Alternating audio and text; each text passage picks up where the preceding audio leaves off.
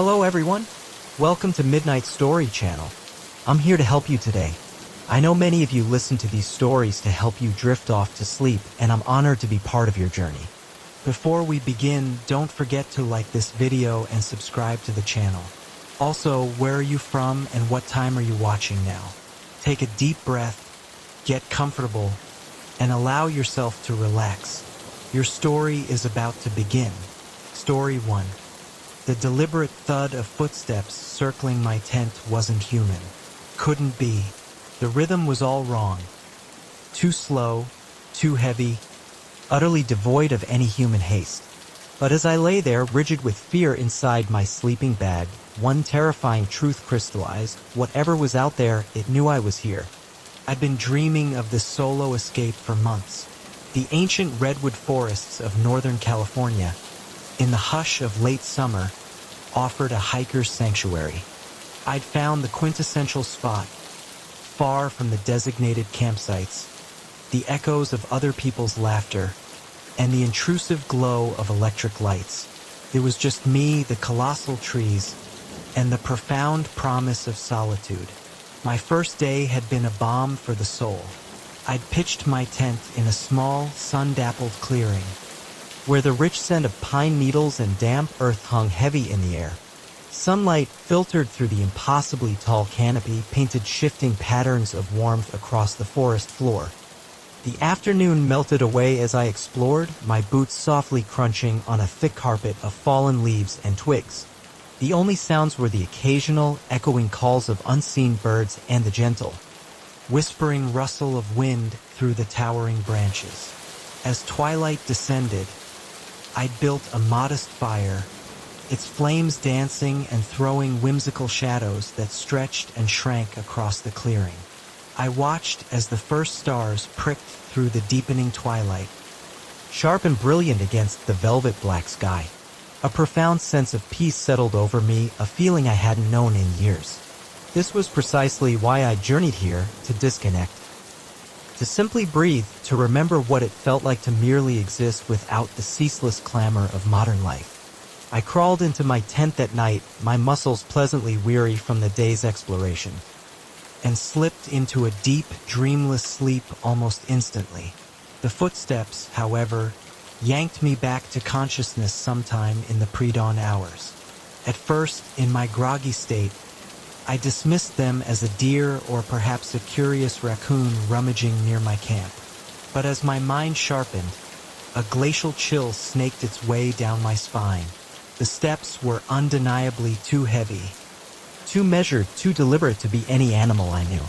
I held my breath, straining to hear over the rapid drum of my own heart. The rhythmic circuit continued around my tent, a slow, methodical patrol. Whoever or whatever it was seemed to be taking its time, pausing occasionally as if examining the very fabric of my shelter. My heart hammered against my ribs, so loud I was convinced the unseen intruder must hear it. I wanted to shout, to challenge, to demand an explanation, but fear had completely petrified my voice. What if it was a bear? No, bears didn't move like that, not with such methodical pacing. A person, then? But who in their right mind would be out here, circling a lone camper's tent in the dead of night? My rational mind desperately tried to conjure explanations, perhaps a park ranger on a late patrol. But I knew, with chilling certainty, I was miles from any official campgrounds or ranger stations. Maybe another hiker had lost their way and was seeking help? Yet why wouldn't they call out, announce their presence? As the footsteps completed another slow circuit, a new sound joined them, a low, guttural breathing. It was almost a growl, but not quite, a sound that vibrated through my entire body and sent shivers down to my bones. There was an unsettling intelligence behind it, a purposeful quality that made it infinitely more terrifying than any animalistic snarl. I lay there, every muscle rigid as the night stretched on. The footsteps maintained their relentless patrol, never accelerating, never slowing, just that steady, deliberate cadence punctuated by pauses and that dreadful, heavy breathing. I have no idea how long this lasted, it felt like an eternity. as if time itself had warped and stretched in the oppressive darkness. Eventually, as the first faint hint of dawn began to seep through the tent fabric, the footsteps receded. I heard them move away, deeper into the dense underbrush, growing fainter and fainter until they vanished completely. For a very long time, I didn't move. I was terrified that even the slightest twitch would signal their return. But as the redwood forest around me slowly awakened with the cheerful chorus of morning birdsong, I finally found the courage to cautiously unzip my tent and peer outside. The clearing looked exactly as I'd left it the night before. My small fire pit was cold, its ashes undisturbed. My backpack leaned innocently against a nearby tree, seemingly untouched. For a fleeting moment, I wondered if I had merely dreamt the entire terrifying ordeal. But then I saw them, the footprints. They circled my tent in a perfect, unsettling ring, the grass and underbrush flattened as if by immense weight. My legs shaky, I stepped out to get a closer look. The prints were unlike anything I had ever encountered. Too large to be human, with strange, elongated toes that dug deep into the soft earth. Whatever had made them was incredibly heavy and definitely not a normal forest creature. My breath hitched in my throat as my gaze followed the trail of prints. They led away from my tent, towards the denser, darker part of the forest, disappearing into the oppressive shadows between the ancient trees. I should have immediately packed up. I should have hiked out right then and there and never ever looked back. But a powerful, unwelcome curiosity mingled with my bone-deep fear. I'd always been cursed with being too inquisitive for my own good, and now that very trait propelled me forward, compelling me to follow the strange tracks deeper into the silent woods. The forest seemed transformed in the aftermath of the night's terror. The once cheerful birdsong now carried an ominous, warning tone. Shadows felt deeper. The spaces between the colossal trees more menacing, more watchful. Every snapping twig underfoot made me jump, my nerves stretched taut. I followed the tracks for about a quarter of a mile before they abruptly vanished at the base of a massive, ancient old-growth redwood. The tree was colossal, its trunk wider than my outstretched arms, its bark scored with deep grooves, as if something with enormous claws had used it as a colossal scratching post. As I circled the tree, my foot snagged on something. I looked down and felt all the blood drain from my face. Half buried in the thick leaf litter was a scrap of fabric, a piece of tent material, undeniably identical to my own. My hands trembled uncontrollably as I bent to examine it. The edges were ragged, brutally torn away as if by something possessing incredible, unimaginable strength. I straightened up abruptly, suddenly acutely aware of the profound silence that had fallen over the forest. No birds sang, no insects buzzed. It was as if the entire woods were holding its breath, waiting. That's when I saw it, a fleeting flash of movement at the very edge of my peripheral vision. I whirled around, but there was nothing there, just the endless trees and their deepening shadows. Yet, I couldn't shake the overwhelming, prickling sensation of being intensely watched. I backed away slowly from the massive redwood, my eyes darting frantically from tree to tree. There it was again, movement just at the periphery, but each time I spun to look directly, there was nothing but stillness. Panic clawed its way up my throat, a choking, suffocating wave. I turned and bolted, no longer caring about stealth or finding my way. Branches whipped violently at my face as I crashed blindly through the dense underbrush, my only thought a desperate, primal urge to get back to my campsite, grab my essential belongings, and escape these woods. I burst into the clearing, gasping for breath, my lungs burning. My tent stood there, deceptively innocent and unthreatening in the gentle morning light. But something was different. Something was deeply, profoundly wrong. It took me a moment, my mind still reeling, to realize what it was. My backpack, which I'd left carelessly leaning against a tree, was now sitting upright in front of my tent. And hanging from one of its straps was a crudely but intricately woven bracelet, fashioned from blades of grass and small twigs. With trembling hands, I approached the backpack. The bracelet was unnervingly intricate, each blade of grass and twig woven with meticulous precision, and threaded through its very center was a single, long, coarse hair. Too thick to be human. Too long to belong to any animal I knew. A twig snapped sharply in the forest behind me. I spun around, my heart leaping into my throat. There, at the edge of the clearing, stood a figure. It was tall, impossibly tall, and covered in shaggy, matted fur. Its arms hung long at its sides, ending in hands with elongated fingers tipped with wicked, cruel-looking claws. But it was the face that truly turned my blood to ice. It was almost human, but not quite, the proportions all wrong, the features twisted into a grotesque parody of a human visage. And the eyes. God, the eyes. They were intelligent, unervingly aware, and fixed directly on me with an intensity that froze me completely in place. For a long, agonizing moment, we simply stared at each other. Couldn't move, couldn't even breathe. Then, slowly, deliberately, it raised one long-fingered hand and pointed at the bracelet hanging from my backpack. A gift, I realized with dawning, suffocating horror. It had left me a gift. The creature's mouth opened, revealing rows upon rows of sharp, unsettling teeth. A sound emerged, not quite a growl. Not quite intelligible speech, but somehow, in that terrifying moment, I understood the unspoken message behind it. "You're welcome," it seemed to convey. Then, in a movement almost too swift to follow, it turned and loped silently back into the forest, quickly swallowed by the oppressive shadows between the ancient trees. I stood there for what felt like an eternity, staring at the empty spot where it had vanished. Then, moving on pure autopilot, fueled by a desperate, primal need to escape, I snatched my backpack, leaving the unnerving bracelet where it hung.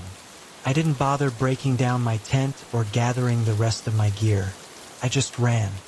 I ran until my lungs burned with fiery protest and my legs felt like jelly. I ran until I hit the main trail, and then I ran some more. I didn't stop until I stumbled, gasping, into my car, parked miles away at the trailhead. As I fumbled with my keys, I glanced back at the dense forest. For a split second, I thought I saw that tall, shaggy figure standing silently between the trees, watching me. But I blinked and it was gone. I drove home in a daze, my mind struggling desperately to process the impossible events that had just unfolded. Even now, months later, I'm not entirely sure I believe it myself. But sometimes when the wind blows just right, I catch a faint whiff of pine and wild fir. And I remember those heavy footsteps circling my tent in the inky darkness, leaving unsettling gifts and a lingering terror in their wake. I don't go camping alone anymore. Story 2. The cabin looked utterly abandoned, its windows dark and its porch sagging. Yet the fresh food wrappers scattered inside told a starkly different tale. As thunder grumbled overhead and rain began to drum relentlessly on the tin roof, a chilling realization washed over me. I was not alone in these woods, and whoever was here with me desperately wanted to remain hidden. I've always been drawn to solitude, preferring the silent company of ancient trees and towering mountains to the endless chatter of people. So, when I planned a week-long hiking expedition through the vast Adirondack wilderness, going solo felt not just natural, but essential. My chosen route would lead me deep into the backcountry, far from the well-worn tourist paths and crowded viewpoints. The first 3 days were pure bliss. Each morning, I awoke to a symphony of birdsong, spent my days trekking through lush, vibrant forests and scaling rugged, rocky outcrops. Every night, I drifted to sleep under a breathtaking canopy of stars, feeling truly alive. The profound solitude was a powerful tonic, washing away months of city stress and grime, cleansing my spirit. On the 4th day, the weather abruptly turned. Ominous dark clouds rolled in, bringing with them a bone-chilling wind that cut through my layers. I pushed on, desperate to reach my planned campsite before the storm truly hit. But as the first fat raindrops began to fall, I knew I had miscalculated. I was still miles from my intended stop, with no natural shelter in sight. That's when I spotted it. A small, unassuming cabin nestled deep among the towering pines, barely visible through the rapidly deepening gloom. A surge of relief. potent and immediate, flooded through me. Even if it was occupied, surely the owners wouldn't turn away a stranded hiker in desperate need of shelter from such a storm? I approached the cabin cautiously, noting its weathered exterior and the distinctly sagging porch. It looked like it had seen better days, perhaps an old hunting lodge that had long since fallen into disrepair. As I drew closer, I could see there were no lights on inside, no comforting wisp of smoke rising from the chimney. My spirits sank. It was almost certainly abandoned, and likely in no better shape inside than out. Still, any shelter was infinitely better than none at all. I climbed the creaky, groaning steps and knocked on the door, more out of ingrained habit than genuine expectation. When no answer came, I tested the handle. To my surprise, it turned easily. "Hello?" I called out, my voice sounding small and tentative as I pushed the door open. "Anyone here? Sorry to intrude, but I really need to get out of the storm." Silence was my only greeting, broken only by the steadily increasing patter of rain on the roof. I stepped inside, fumbling in my pack for my flashlight as the beam swept across the interior. I felt a strange mix of relief and unease. The cabin was Spartan but remarkably intact. A rough stone fireplace dominated one wall, flanked by a couple of worn armchairs. A small, rudimentary kitchen area occupied one corner, and I could see a closed door that presumably led to a bedroom. Everything was coated in a fine, undisturbed layer of dust, seemingly confirming my initial impression that the place was long abandoned. But then my light fell on the kitchen table, and my heart skipped a beat. There, amidst the dust and grime, was a scatter of fresh food wrappers. A half-empty bag of potato chips, several candy bar wrappers, the crumpled packaging from a pack of beef jerky.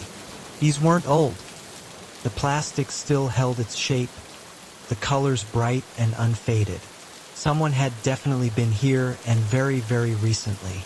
I stood frozen, listening intently, but there was nothing to hear beyond the tempest raging outside, which had now escalated to a fever pitch. Wind howled around the eaves and rain lashed against the grimy windows.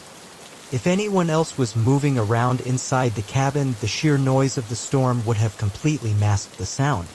For a moment, I considered the terrifying alternative, leaving, braving the elements rather than risking an encounter with whoever had left those wrappers.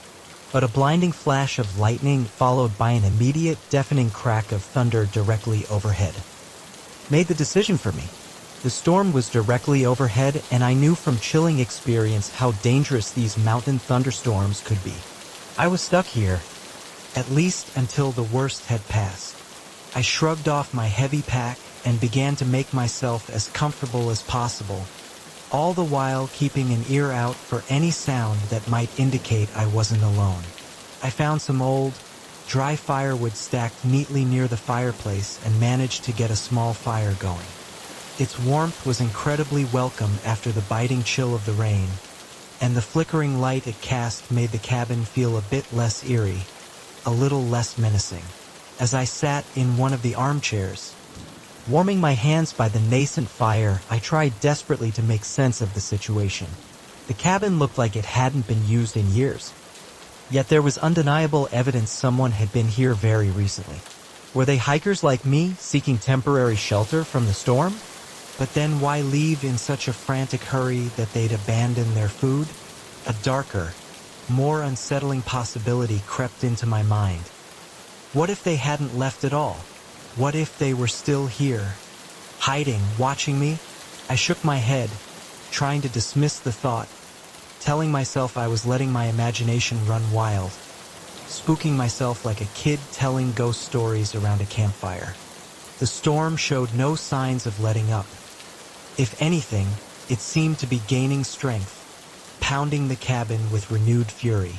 I realized I might be in for a long, terrifying night and decided to explore the cabin more thoroughly, partly out of sheer curiosity, partly to reassure myself I was truly alone. The kitchen area yielded nothing beyond the wrappers I had already seen. The cupboards were bare, save for a few ancient, unlabeled cans. I did, however, find a large jug of water that looked relatively clean. At least I wouldn't go thirsty. I turned my attention to the closed door I'd noticed earlier. Taking a deep, shaky breath, I grasped the handle and pushed it open, my flashlight beam piercing the oppressive darkness beyond. It was, as I'd guessed, a bedroom. A large bed dominated the space, the sheets musty but otherwise intact. A dresser stood against one wall, and a small writing desk occupied the far corner. But what immediately caught my eye was the closet door, which stood slightly ajar. My palms began to sweat, a cold clamminess spreading through my fingers as I approached it. This was precisely how every horror movie went wrong, the protagonist, drawn by an irrational impulse, investigating a creepy noise or a half-open door. But I couldn't stop myself. I had to know. I yanked the closet door open in one swift, decisive motion, my flashlight poised to illuminate whatever lurked inside. But there was nothing, just a few old, forgotten coats hanging forlornly and a pair of boots so worn they were more holes than shoe. I let out a shaky, half-hysterical laugh, relief washing over me in a dizzying wave. I was being utterly ridiculous. There was no one here but me. That's when I heard it. A distinct creak from the main room, like someone subtly shifting their weight on an old floorboard.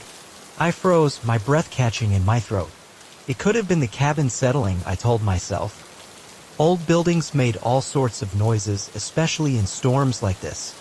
But deep down, in the pit of my stomach, I knew that wasn't it. The sound had been too distinct, too deliberate. Slowly, agonizingly slowly, I crept back towards the bedroom door. My flashlight beam danced wildly as my hand trembled uncontrollably. I pressed my ear against the cool wood, listening intently. For a long, terrifying moment, there was nothing. Then, unmistakably, I heard footsteps, slow, cautious, but undeniably there. Someone was moving around in the main room of the cabin. Panic clawed at my throat. A suffocating, visceral fear. I was trapped. The bedroom had no other exit, no windows large enough to climb through. The only way out was through that door, past whoever was out there. My mind raced, frantically trying to formulate a plan. Should I confront them? Call out? Or stay hidden and desperately hope they would simply leave?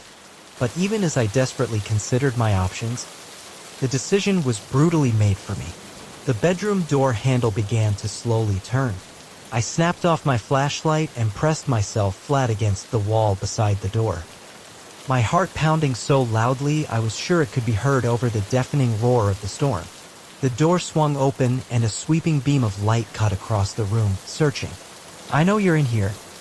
A gruff voice called out, resonating with a chilling finality. "No use hiding. Come on out where I can see you." I remained frozen, barely daring to breathe. The light moved methodically, clinically, around the room, illuminating every corner, every possible hiding spot. It was only a matter of seconds before it found me. In that desperate make-or-break moment, I made a sudden, desperate decision. As the beam of light swung ominously towards me, I lunged forward, slamming my body into the door. I heard a grunt of surprise as it connected with something solid, and then I was running, bursting out into the main room of the cabin. I didn't stop to look back, didn't pause to grab my pack. I just ran, yanking open the cabin door and plunging headlong into the maelstrom outside. Rain lashed violently at my face, nearly blinding me, but I kept going, driven by a primal need for escape. I could hear shouts behind me, but they were quickly swallowed by the howling wind and the torrential downpour. I ran until my lungs burned with fiery agony and my legs felt like lead. I ran until I could no longer hear anything but the relentless fury of the storm and my own ragged, desperate breathing. Only then did I dare to stop to lean against a tree, gasping, and try to get my bearings. I was utterly lost, soaked to the bone, and without any of my gear, but I was alive and free from whoever had been in that cabin. As the adrenaline began its slow, inevitable fade, the full, crushing weight of my situation settled in. I was in serious, life-threatening trouble, but that was a problem for later. For now, I had to keep moving. I picked a random direction and started walking, pushing through the dense underbrush, always listening intently for any sign of pursuit. The storm raged on, its fury mirroring the chaos within me. And somewhere behind me, a cabin in the woods held secrets I never, ever wanted to uncover. I'd gone looking for profound solitude in these mountains, but I'd found something else entirely. A terrifying mystery and a danger that would haunt me long after I found my way back to civilization. As I trudged through the driving rain, one chilling thought kept repeating itself in my mind.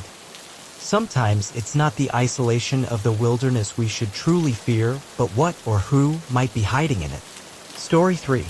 The moment he casually uttered my dog's name, a profound chill seized me. My fingers instinctively tightened their grip on the steering wheel, and in that instant, I knew I'd made a terrible, perhaps fatal, mistake. This wasn't just another weary traveler seeking a ride. Our seemingly innocuous journey was about to take a terrifyingly dark, personal turn. I've always been the kind of person who believes, perhaps naively, in the inherent goodness of others. Maybe it's an anachronism in this cynical age, but it's a part of me I've never wanted to change. So, when I spotted him standing on the side of that dusty Arizona highway, thumb extended, looking utterly worn down and sun-baked, I didn't hesitate. I simply didn't think twice about pulling over. The day had begun like countless others. I was on my way back to Tucson after a pleasant visit with my sister in Phoenix.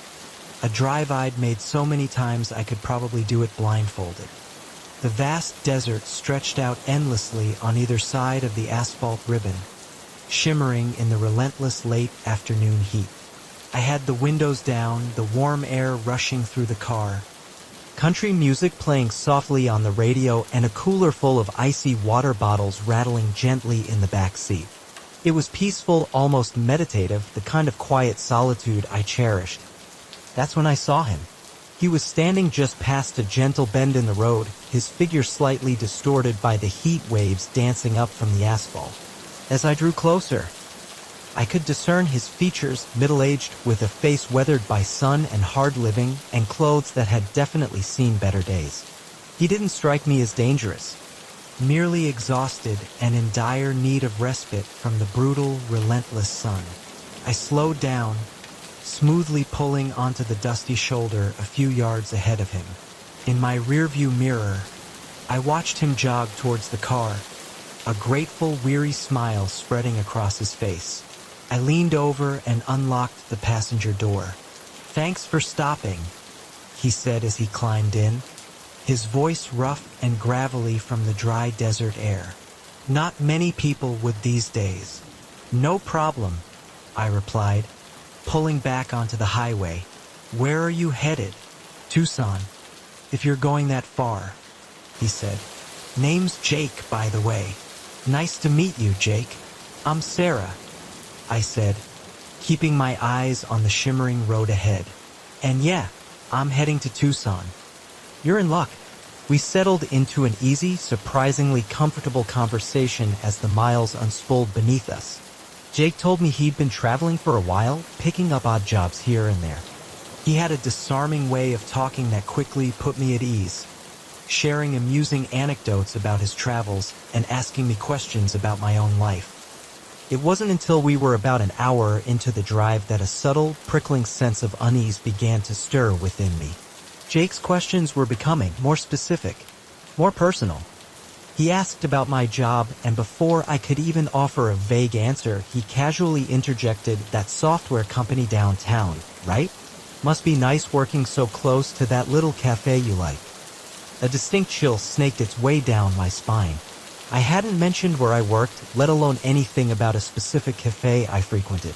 I tried to brush it off, telling myself I must have inadvertently said more than I remembered. But the unsettling feeling lingered, a cold knot in my stomach. Then came the comment about my dog. We'd been idly chatting about pets, and I'd mentioned quite generally that I had a dog, nothing more. Suddenly, Jake said, "I bet Max loves that dog park near your place." Great spot for a golden retriever. My blood ran cold. I had never told him my dog's name or his breed or anything at all about a dog park. I gripped the steering wheel tighter, desperately trying to keep my voice steady, to betray no hint of the burgeoning terror, as I managed to ask, How did you know that?" Jake's demeanor shifted in an instant. The friendly, amiable smile vanished completely, replaced by a cold, unsettlingly calculating look. "Oh, Sarah," he said, his voice now low and menacing, a silken threat. "I know a lot more than that." My mind raced, spinning frantically. Who was this man? How did he know so much about me, such intimate details? And more importantly, what in God's name did he want? I forced myself to try and stay calm, to think rationally. We were still at least an hour from Tucson, surrounded by nothing but desolate desert. If I panicked now, things could go very, very badly.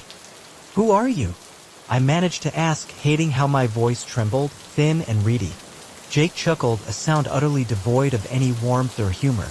"Let's just say I've been waiting a long time to meet you. Sarah, you should really be more careful about what you post online. You never know who might be watching." A wave of profound nausea washed over me, a sickening realization. This wasn't a chance encounter. This man, this seemingly innocuous stranger I had so blithely allowed into my car, had been stalking me. Every instinct screamed at me to slam on the brakes, to stop the car, to run. But where would I go? There was nothing around us for miles, just endless, shimmering desert. "What do you want?" I asked, trying to buy time any time, to frantically figure out a way out of this waking nightmare. "Oh, we'll get to that," Jake said, reaching slowly into his pocket. I flinched, bracing myself, expecting a weapon, a knife, a gun. But he pulled out only a phone instead. "For now, just keep driving. And don't try anything stupid. I'd hate for anything to happen to your sister in Phoenix or your parents back in Illinois." The threat was chillingly clear. Somehow, this man knew everything about me, about my family, their locations. I felt utterly trapped, cornered in my own car as it sped relentlessly down the empty highway. For the next agonizing half hour, we drove in an unbearable, suffocating silence. Jake kept his cold, unwavering gaze fixed on me, that unsettlingly calm, knowing smile never leaving his face. I ran through countless escape scenarios in my head, desperately trying to conjure a viable plan to get help, but every single plan seemed doomed to immediate, brutal failure. As we approached a small, nondescript town, little more than a gas station and a solitary diner, Jake finally spoke again. "Pull over here. We need to have a chat about what happens next." I complied, my hands shaking so violently I could barely guide the car into the dimly lit gas station parking lot. As soon as I put it in park, Jake's hand shot out, snatching the keys from the ignition. "Here's what's going to happen," he said, his voice eerily calm, devoid of any inflection. "You're gonna go inside and buy us some snacks. Act normal. If you try to ask for help or signal anyone, well, let's just say I have friends who are keeping a very close eye on your loved ones right now. Understand?" I nodded, unable to trust myself to speak, my throat constricted by a knot of terror. As I pushed open the car door on shaky legs, Jake called out, "Oh, and Sarah? Don't forget to fill up the tank. We've got a long drive ahead of us." The harsh, buzzing fluorescent lights of the gas station felt blindingly bright after the dim, confined interior of the car. I moved on autopilot, my body a puppet controlled by fear, grabbing bottles of water and bags of chips. The bored-looking cashier barely glanced at me as I paid. I wanted to scream, to beg for help, to collapse into a heap. But the terrifying thought of what might happen to my family if I did kept me utterly silent, paralyzed. As I walked slowly back to the car, my mind was a frantic whirlwind. This couldn't be happening. How had a simple, well-intentioned act of kindness spiraled into this waking nightmare? I was about to open the driver's side door when I noticed something that made my heart leap into my throat and then plummet into my stomach: the tires. All four of them were completely flat. For a moment I just stood there, staring in disbelieving horror.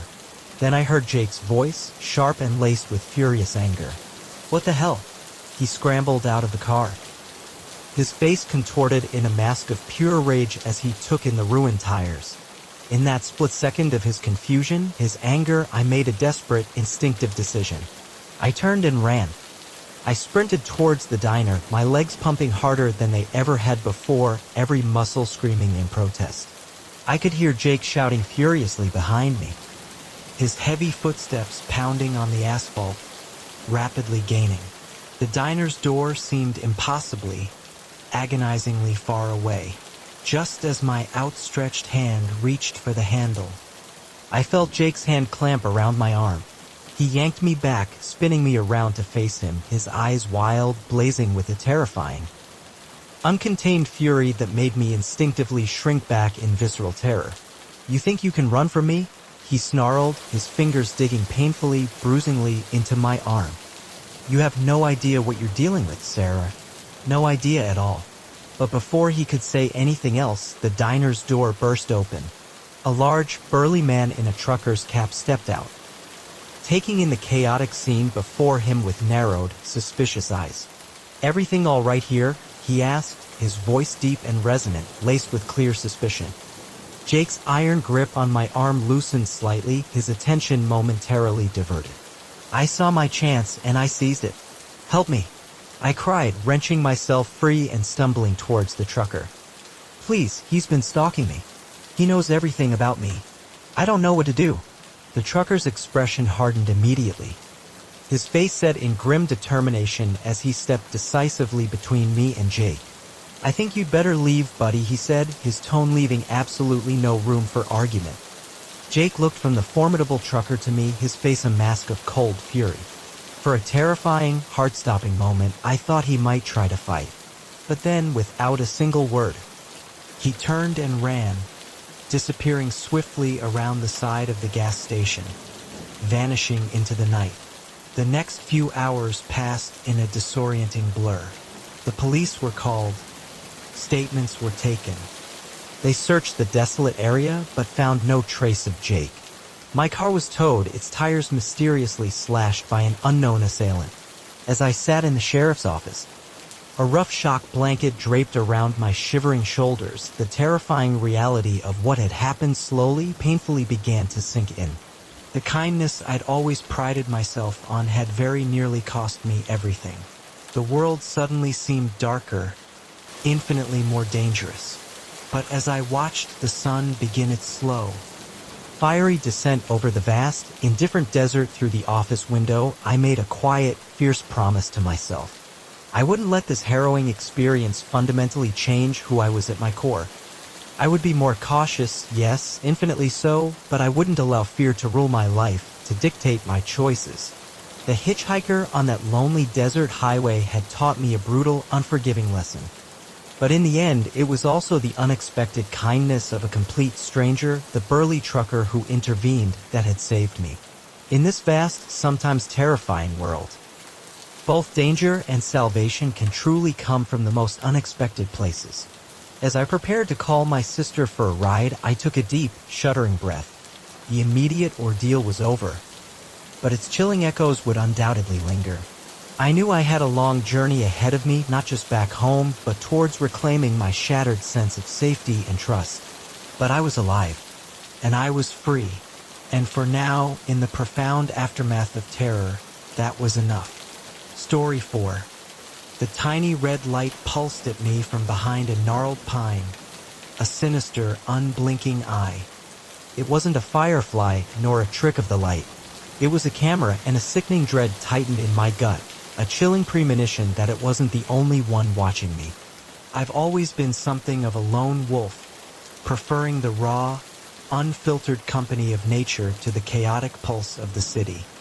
That's precisely why I'd embarked on a week-long solo camping trip deep in the Ozarks, seeking nothing more than my tent, my thoughts, and miles of unspoiled wilderness. Or so I naively believed.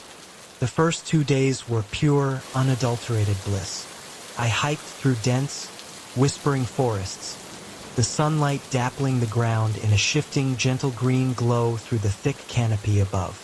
Each night, I pitched my camp near a burbling stream, falling asleep to the soothing murmur of water tumbling over rocks and the distant, haunting hoot of unseen owls. It was precisely the profound escape I had been craving, a complete reset for mind and spirit. On the third day, a restless urge to explore tugged at me, prompting me to venture onto a less traveled path. The trail was overgrown, barely discernible in places, swallowed by encroaching foliage, but that only intensified the thrill, adding to the delicious sense of adventure. I pushed through thick underbrush, ducking instinctively under low-hanging branches, feeling like a true, intrepid explorer charting unknown territory. That's when I saw it. A glint of cold metal in the undergrowth, strikingly out of place amidst the organic tapestry of leaves and twigs. My curiosity piqued. I knelt down to investigate.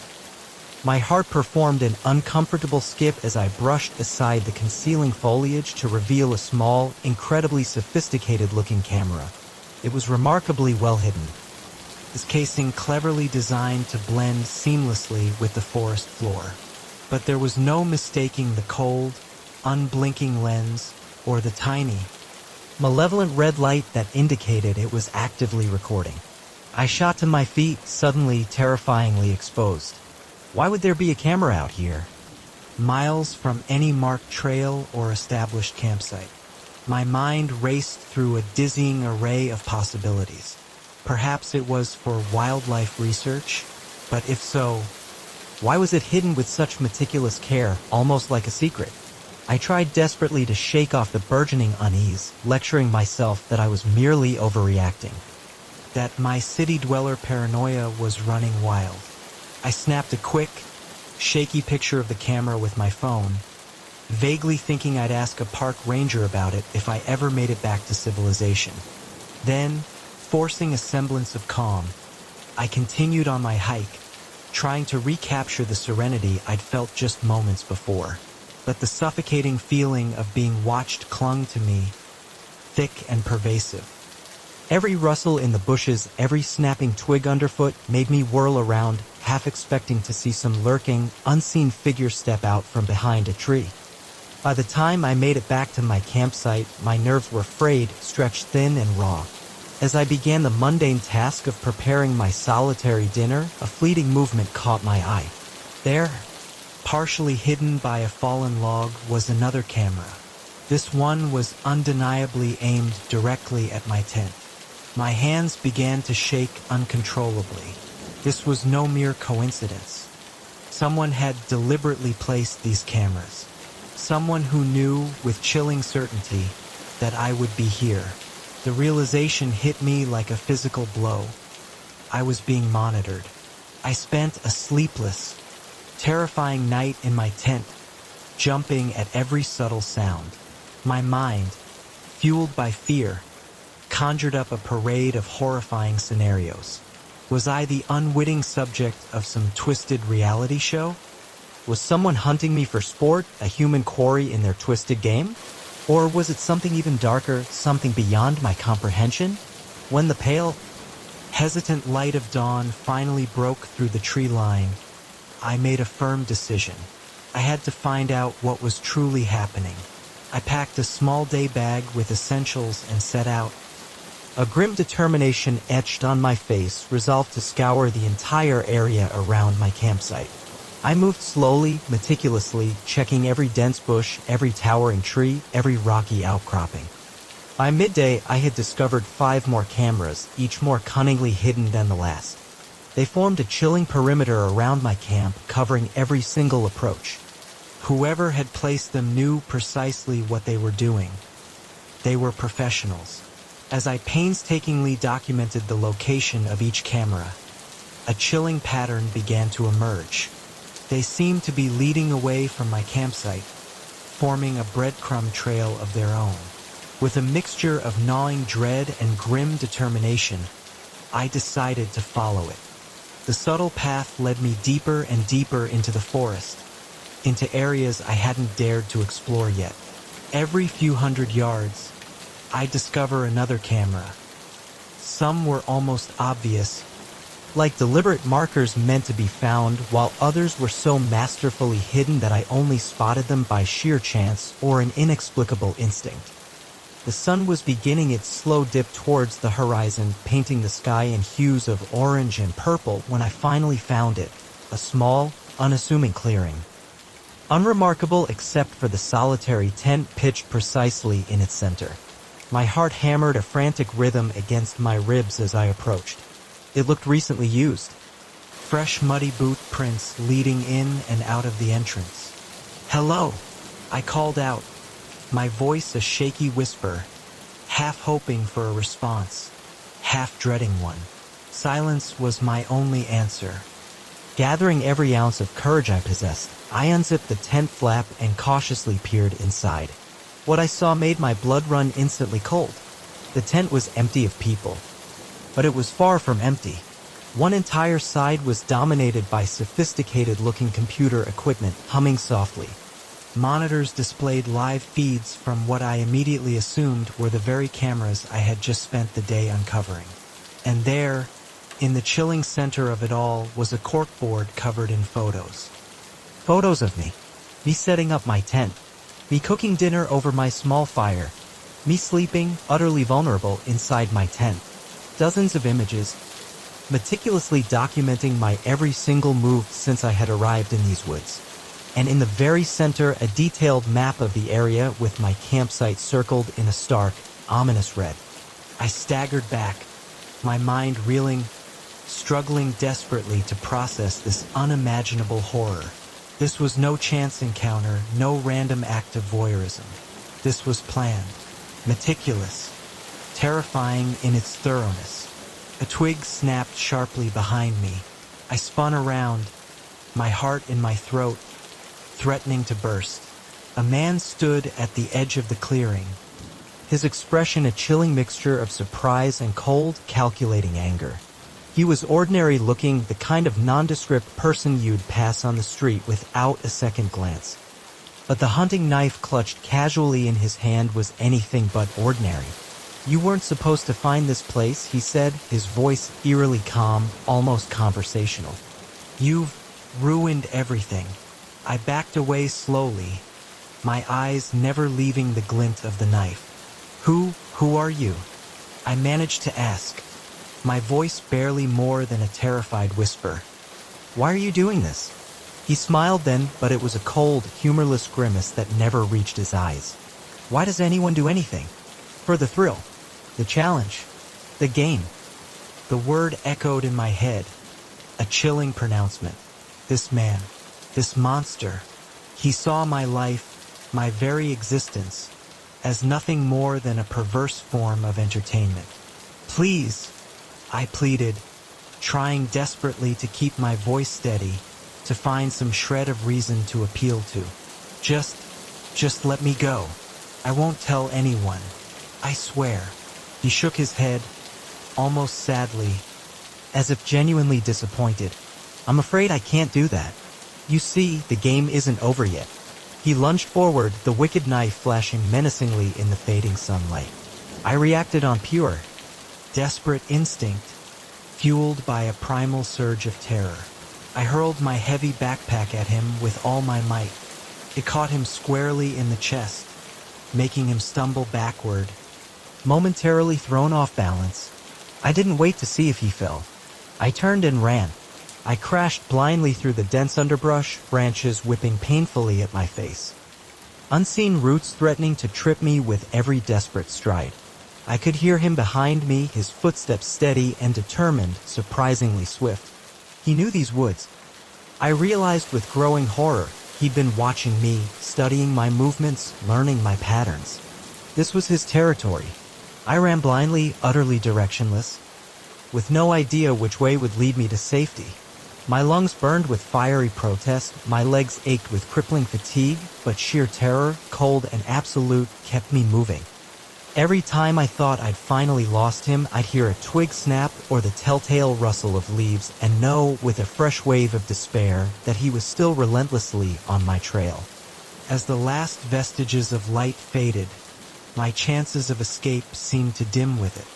I was utterly lost, physically exhausted, and being hunted by a madman who knew every single inch of this vast, unforgiving forest. Despair threatened to overwhelm me, a dark, suffocating wave.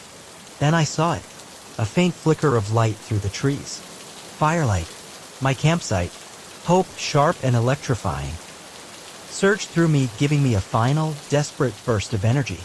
I sprinted towards the light, branches scratching brutally at my arms, my feet slipping precariously on the leaf-strewn ground.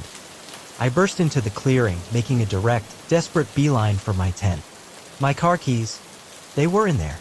If I could just reach them. I dove headfirst into the tent, frantically scrambling through my belongings, tearing at pockets, searching for my keys. Behind me, I could hear him entering the clearing, his breathing heavy but controlled.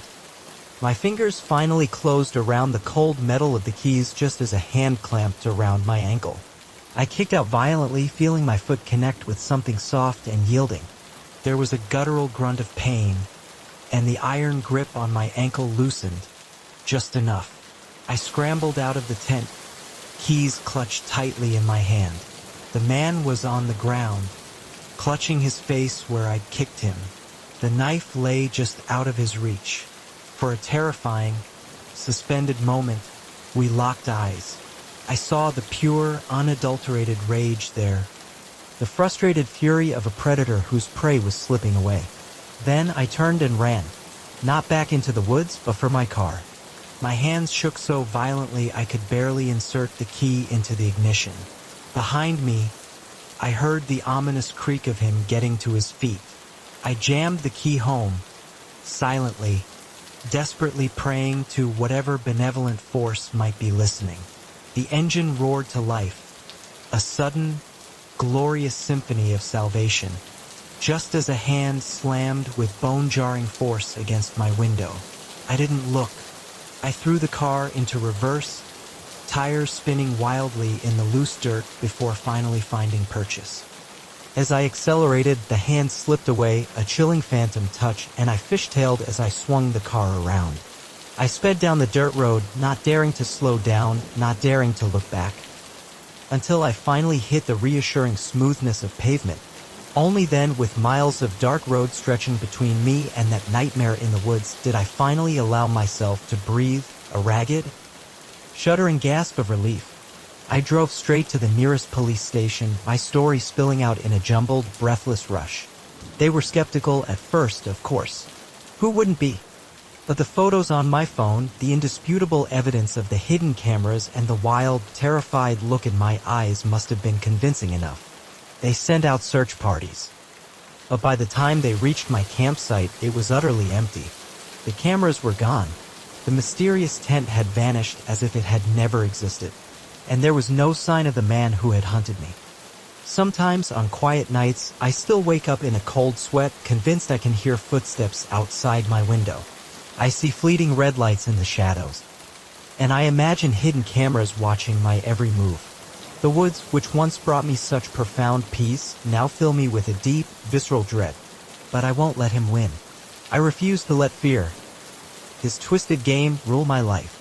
I'm telling my story, hoping that by sharing it, it might somehow save someone else from falling into the same terrifying trap. Because out there, in the wilderness we imagine is untouched and pure, someone might be watching.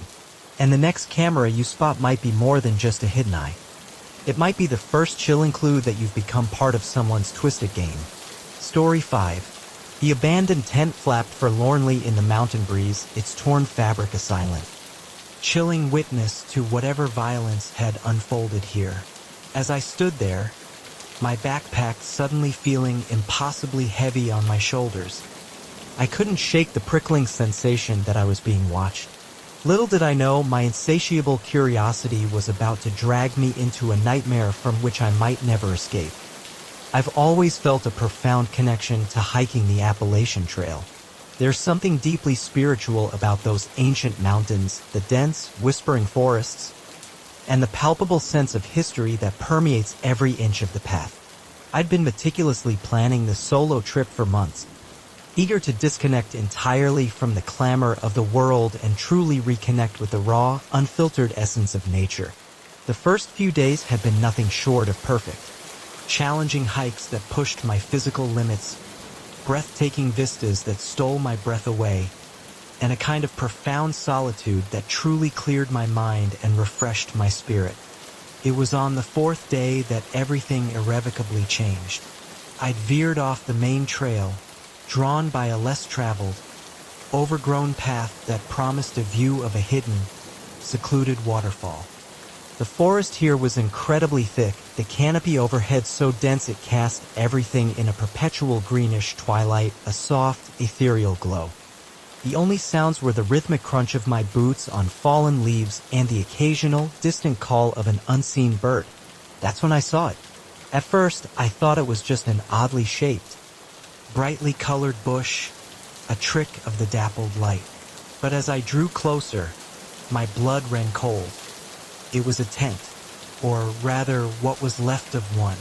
It was a sorry, horrifying sight, the fabric ripped and muddy. One of the poles snapped clean in half as if by immense force. The zipper on the entrance flap was wide open, and through the gap, I could see what looked like clothes and gear scattered haphazardly inside, as if thrown in a violent struggle. My first thought was that a bear had gotten to it. It wouldn't be the first time a careless camper had attracted unwanted, dangerous attention. But as I cautiously approached, I began to notice details that simply didn't fit that theory. There was no scattered food, no telltale claw marks scoring the fabric. This damage looked deliberate, violent. "Hello?" I called out, my voice sounding unnaturally loud and thin in the sudden, profound quiet of the forest. "Anyone there? Do you need help?" My words echoed, swallowed by the oppressive silence, but there was no response. I should have turned back then. Should have immediately hiked to the nearest ranger station and reported what I'd found. But my insatiable curiosity, that stubborn, foolish detective streak I'd always possessed, got the better of me. The unsettling mystery of this abandoned campsite tugged at me, pulling me deeper in. I set my backpack down, the weight suddenly unbearable, and began to examine the scene more closely. The clothes inside the tent were strewn about as if someone had left in a desperate, frantic hurry. A single hiking boot lay on its side, caked with dried mud. A plastic water bottle rolled across the tent floor as a sudden gust of wind shook the torn fabric, making it shiver ominously. Something glinted in the leaf litter near the tent entrance, catching the meager light. I bent down to look closer and felt my breath catch in my throat, a dry, choked gasp. It was a small pendant on a broken chain, a silver heart, smeared with what looked disturbingly, undeniably like dried blood. My heart began to race, a frantic drum against my ribs. This was no longer just a strange, abandoned campsite. Something truly, horrifyingly bad had happened here. I stood up quickly, suddenly acutely aware of how utterly silent the forest had become. No birdsong, no rustling in the underbrush. It was as if the very woods themselves were holding their breath, watching. That's when I saw them, distinct drag marks, leading away from the tent. Through the fallen leaves and into the dense undergrowth was a clear, unmistakable trail where something or someone had been pulled brutally, without thinking, driven by a morbid, irresistible urge. I began to follow it. The trail led me deeper into the already oppressive forest, further and further away from any marked paths. Branches scratched painfully at my face and arms as I pushed through the thick foliage, my eyes fixed intently on the disturbed ground in front of me, searching for the next, terrifying clue. I don't know how long I walked, my mind spinning with increasingly terrifying, sickening scenarios. The drag marks ended abruptly at the base of a massive, ancient oak tree. I looked around, confused, before my eyes landed on a scrap of fabric caught on a low branch. It matched the color of the ruined tent exactly. A twig snapped, sharply, distinctly, somewhere behind me. I whirled around, my heart pounding so violently I could feel it reverberating in my throat. There was nothing there. Just the silent, watchful trees and their deepening shadows.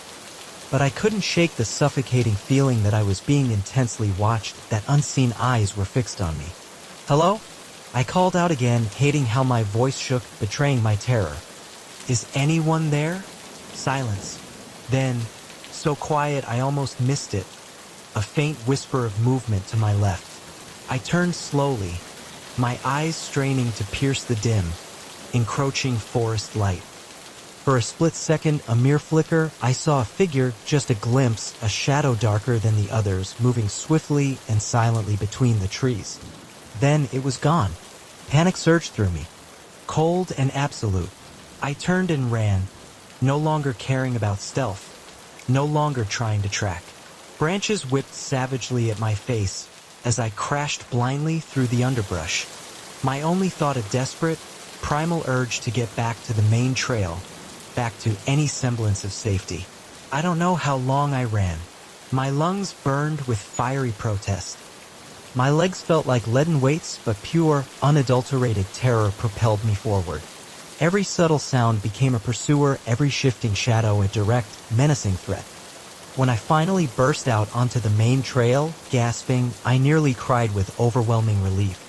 But my ordeal wasn't over. As I stood there, sucking in ragged breaths, I realized with a fresh wave of despair that I had no idea which way led back to civilization. In my blind panic, I had lost all sense of direction. I was utterly, irrevocably lost. The sun was starting its slow, inevitable descent, painting the western sky in hues of orange and purple, the forest around me growing darker by the minute. I knew I desperately needed to find shelter, but the chilling thought of spending another night out here with whatever or whoever was in these woods filled me with an all-consuming dread.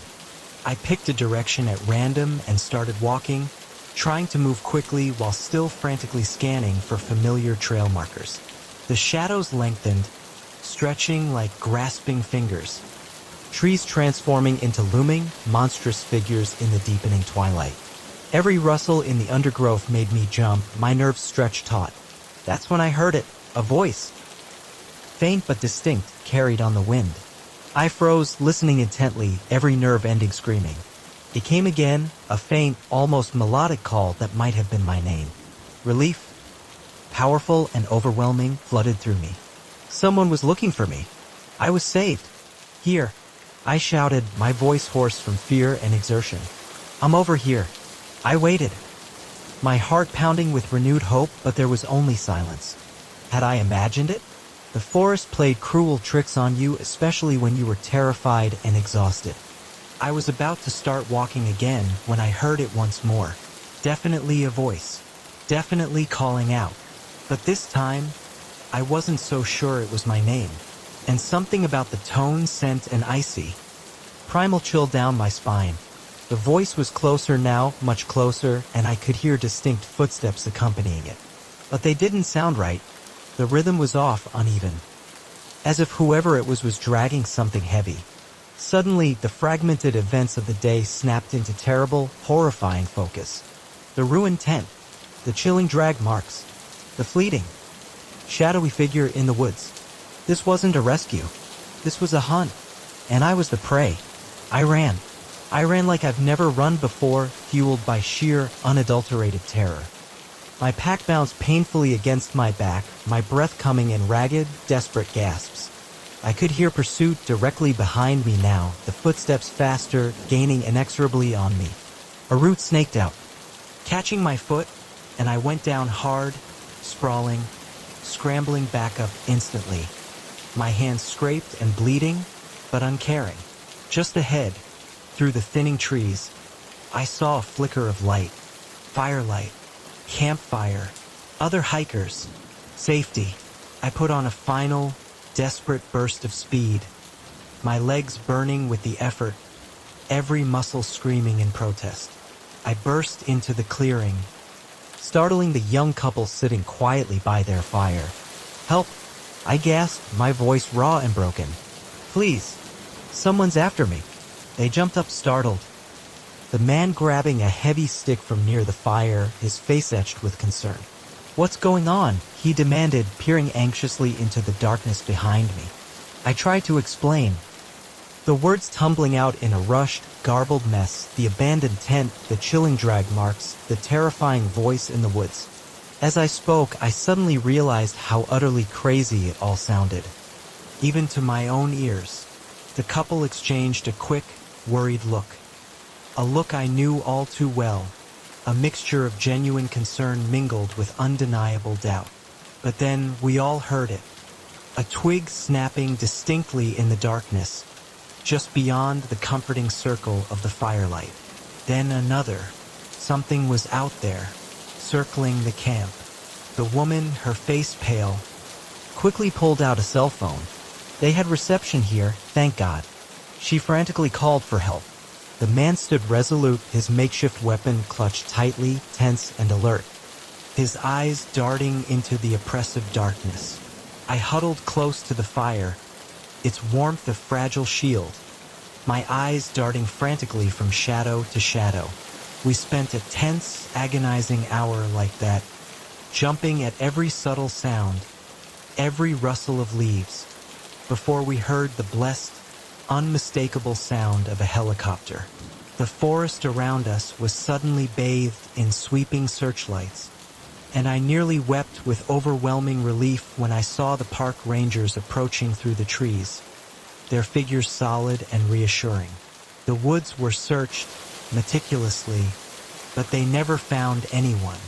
No sign of the ruined tent, no evidence of the drag marks I'd followed.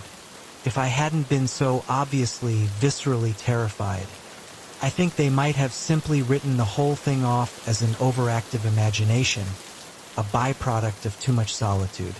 I gave my full statement to the police, recounting every chilling detail, but I could tell even then that they didn't truly believe me. How could I blame them? It all seemed so unreal, so utterly fantastical in the harsh, logical light of day. I went home the very next day, my planned hiking trip brutally cut short. But I couldn't shake the horrifying feeling that I'd had an incredibly narrow escape. Sometimes, when I close my eyes, I can still see that shadowy figure moving silently through the trees, still hear that disquieting voice calling out, so close to my name, but not quite right. I don't go hiking alone anymore. The profound solitude I once craved now feels intrinsically dangerous, riddled with unseen threats. But I can't stay away from the mountains entirely. There's still something primal that calls to me about those ancient forests. So I go back, but always with a group, always on the marked, well-trodden trails. And if sometimes, out of the corner of my eye, I think I see a shadow moving where no shadow should be, well, I just walk a little faster and stay a little closer to my companions. Because I know now that in the deep woods where the trail grows faint and the trees grow thick, there are some mysteries far better left unsolved. Story 6.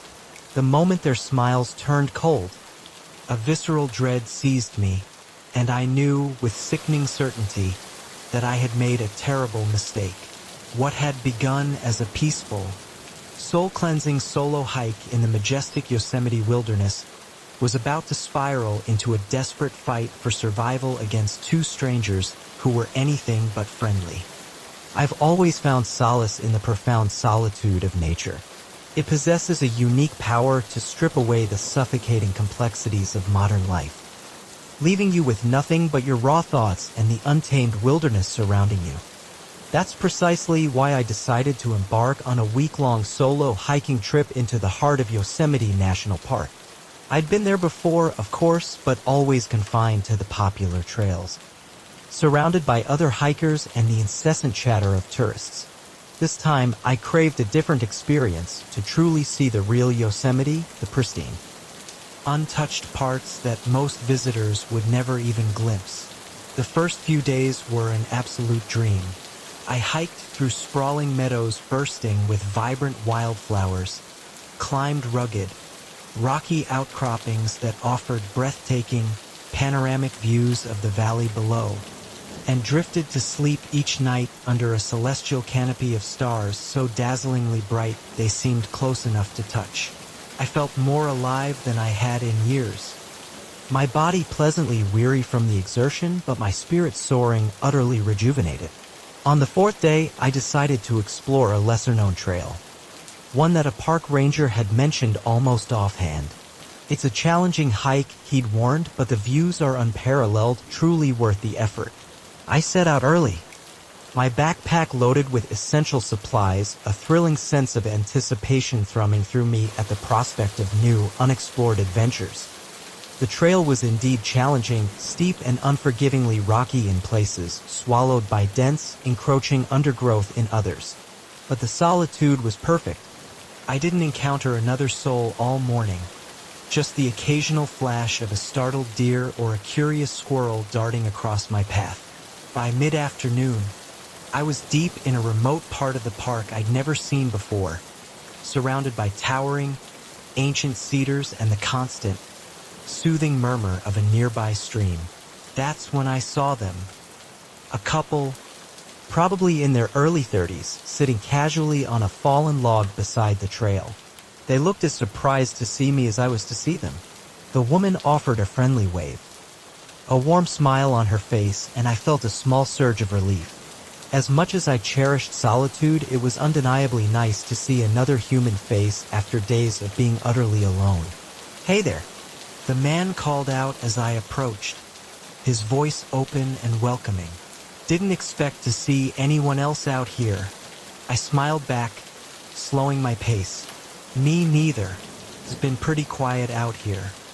They introduced themselves as Mike and Sarah, avid hikers who, like me, had wanted to experience the less touristy, more authentic side of Yosemite. We chatted easily, swapping stories about our individual experiences in the park. They were charming, funny, and genuinely engaging, and I found myself relaxing completely in their company. "We were just about to stop for a late lunch," Sarah said, her voice warm and inviting. "Would you like to join us? We've got plenty to share." I hesitated for a moment. My mother's oft-repeated warnings about stranger danger echoed faintly in the back of my mind. But these two seemed utterly harmless, radiating an approachable, friendly vibe. And the thought of some actual human company was incredibly appealing after days of profound solitude. Plus, they had fresh fruit, which sounded heavenly after days of dry trail mix and bland energy bars.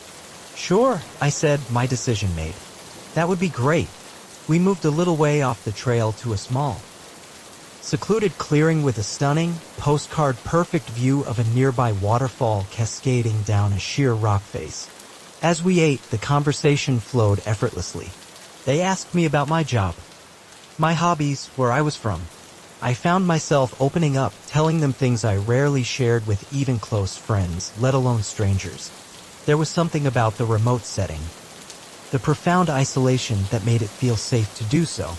But as the afternoon wore on, a subtle, disquieting shift in their behavior began to prickle at my awareness.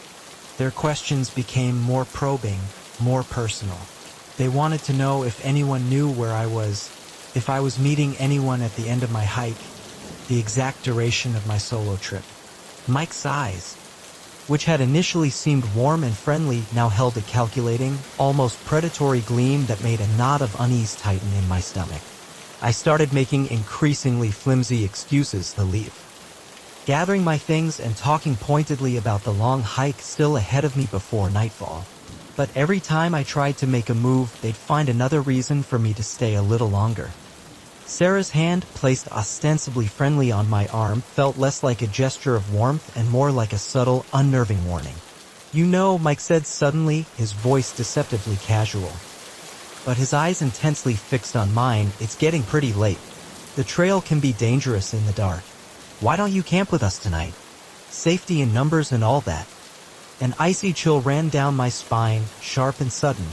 He was right about the dangers of hiking in the dark, of course, but every instinct I possessed was screaming at me, a primal, insistent warning.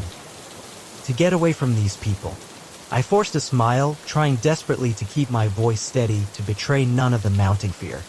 "Thanks, but I really should get going. I've got a GPS and a good headlamp. I'll be fine." I stood up, slinging my backpack over my shoulder, forcing myself to project confidence. That's when I saw it. The unmistakable glint of cold metal in Mike's hand as he slowly, deliberately pulled something from his pocket. My heart nearly stopped when I realized, with a sickening jolt, that it was a knife. "I'm afraid we can't let you do that," he said, all pretense of friendliness completely gone. His voice flat and chillingly devoid of emotion. You see, we've got plans, and they don't involve letting you walk away. Sarah stood up too, and I saw, with a fresh wave of horror, that she was holding what looked like a length of thick rope, coiled menacingly. The charming, friendly couple had vanished completely, replaced by two cold, calculating predators who had me cornered, miles from any help. My mind raced, frantically trying to devise some impossible way out of this nightmare. I was in good physical shape from days of hiking, but I was also exhausted, and they were positioned directly between me and the trail. I glanced desperately at the steep slope behind me, leading sharply down towards the sound of the stream I'd heard earlier. Look, I said, taking a cautious step backward, trying to keep my voice from trembling. I don't want any trouble. Just let me go and I won't say anything to anyone. I swear.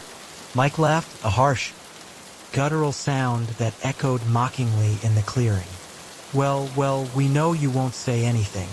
That's kind of the point. He lunged at me then, the knife glinting cruelly in the late afternoon sun. I reacted on pure, desperate instinct, fueled by a surge of adrenaline. I threw my heavy backpack at him with every ounce of strength I possessed, caught him squarely in the chest, sending him stumbling backward, momentarily off balance. I didn't wait to see if he fell. I turned and ran, not for the trail, but for the steep, treacherous slope behind me. I heard Sarah shout something, and Mike cursed loudly as I plunged headlong down the hillside.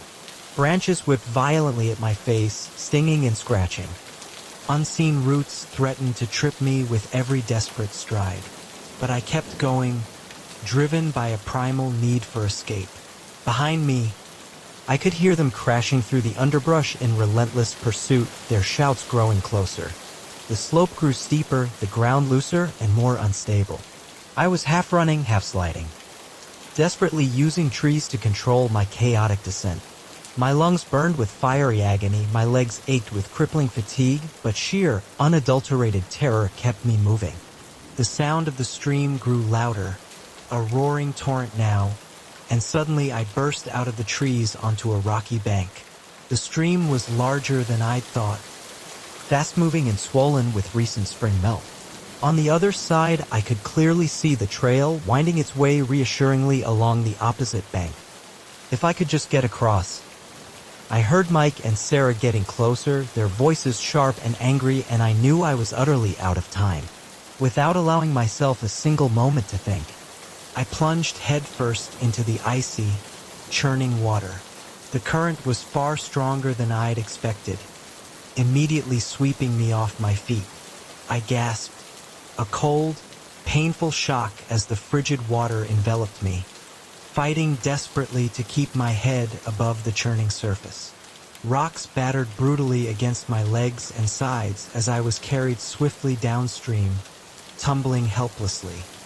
I could hear Mike and Sarah shouting, their voices fading slightly as the roaring river carried me relentlessly away. I don't know how long I was in the water, it felt like an eternity, though it was probably only minutes. Finally, miraculously, my outstretched hand managed to grab onto a low-hanging branch, thick and strong, and with a surge of desperate strength, I pulled myself, sputtering and gasping, to the muddy shore. I lay there on the rocky bank, heaving for air, my whole body shaking uncontrollably with cold and the lingering, violent aftershocks of adrenaline. But I couldn't stay there. I forced myself to my feet, looking around wildly for any sign of Mike and Sarah. The forest was quiet now, save for the relentless rush of the stream and my own ragged, desperate breathing. I picked a direction, any direction, and started walking, then running, putting as much distance as humanly possible between myself and that terrible clearing. As the sun began its slow, final descent, casting long, menacing shadows, I finally heard what I'd been praying for, voices. Lots of them. I stumbled out onto a popular, well-trodden trail, nearly collapsing at the feet of a startled family of hikers. Through chattering teeth, my body still convulsing with shivers, I managed to gasp out my fragmented story. The next few hours passed in a disorienting blur. Park rangers were called. Statements were taken. Search parties were organized, immediately dispatched into the darkening woods. They never found Mike and Sarah, though they did find the secluded clearing where I'd met them, with evidence of their camp hidden nearby. I left Yosemite the very next day. My profound love for solo hiking irrevocably shattered. For weeks afterward, I jumped at every subtle shadow, saw lurking danger in every friendly, approaching face. It took time and extensive therapy before I could even think about being outdoors without a crippling wave of panic seizing me. But slowly, painstakingly, I've started to reclaim my love for nature. I still hike, but never alone now. I go with trusted friends, stick diligently to popular, well-marked trails, and always let someone know precisely where I'll be. The deep wilderness still calls to me. A siren song echoing in my soul, but now I know its exquisite beauty hides dangers I had never, ever imagined. Sometimes when I close my eyes, I can still see Mike's friendly smile turning cold. Still feel the icy, brutal rush of the stream that saved my life. Those memories may never fully fade, but they've taught me an invaluable, if painful, lesson in the wilderness: trust your instincts. They just might save your life. Story 7. The moment I pulled back the threadbare rug and saw the stark outline of a trapdoor, a cold premonition snaked its way down my spine. I knew, with sickening certainty, that my peaceful writing retreat was about to take a sinister, terrifying turn. What I found beneath those floorboards would haunt me for years to come.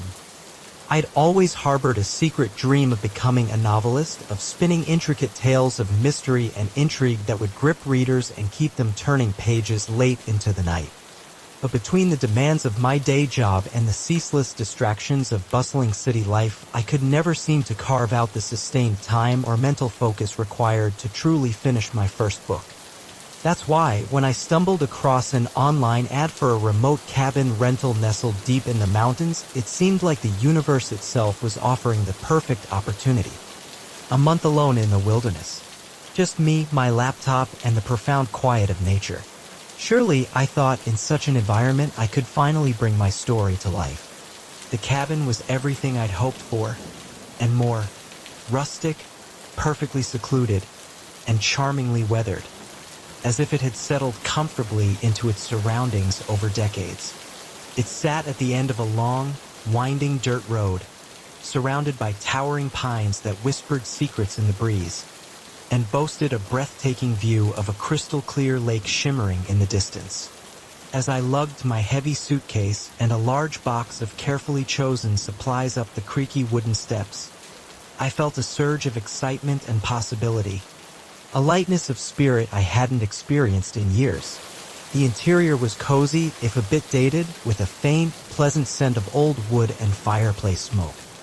A magnificent stone fireplace dominated one wall, flanked by sagging bookshelves overflowing with dusty paperbacks. The kitchen was small but functional, and a narrow, well-worn staircase led up to a charming loft bedroom. It was simply perfect. No TV, no internet connection, nothing, absolutely nothing, to distract me from the sacred task of my writing. For the first few days, it was pure bliss. I would wake with the first rays of the sun, brew a strong, dark pot of coffee, and write for hours on the cabin's small, rustic porch. The crisp mountain air filling my lungs and miraculously clearing my mind. In the evenings, I'd read by the flickering light of the fire, occasionally glancing up to watch the sunset paint the sky in brilliant, fiery oranges and soft, fading pinks. I was making real, tangible progress on my novel. The words flowed easier, more freely than they ever had before. It was on the fourth night that things began to subtly, chillingly change. I was up late, pacing the living room floor, deep in thought as I wrestled with a particularly tricky plot point in my manuscript. As I turned near the fireplace, a floorboard creaked loudly, distinctly, under my foot. I paused, a flicker of curiosity stirring. The sound was different from the usual groans and sighs of the old cabin. It was hollower, somehow, resonating with an unsettling emptiness. I knelt down, running my hands over the worn wooden planks. There was definitely something off about this particular section of the floor. It felt subtly uneven. My eyes caught the unassuming edge of a small, threadbare rug I hadn't paid much attention to before. Acting on a sudden, powerful hunch, I pulled it back. My breath caught in my throat. There, barely visible in the dim, flickering firelight, was the unmistakable outline of a trapdoor.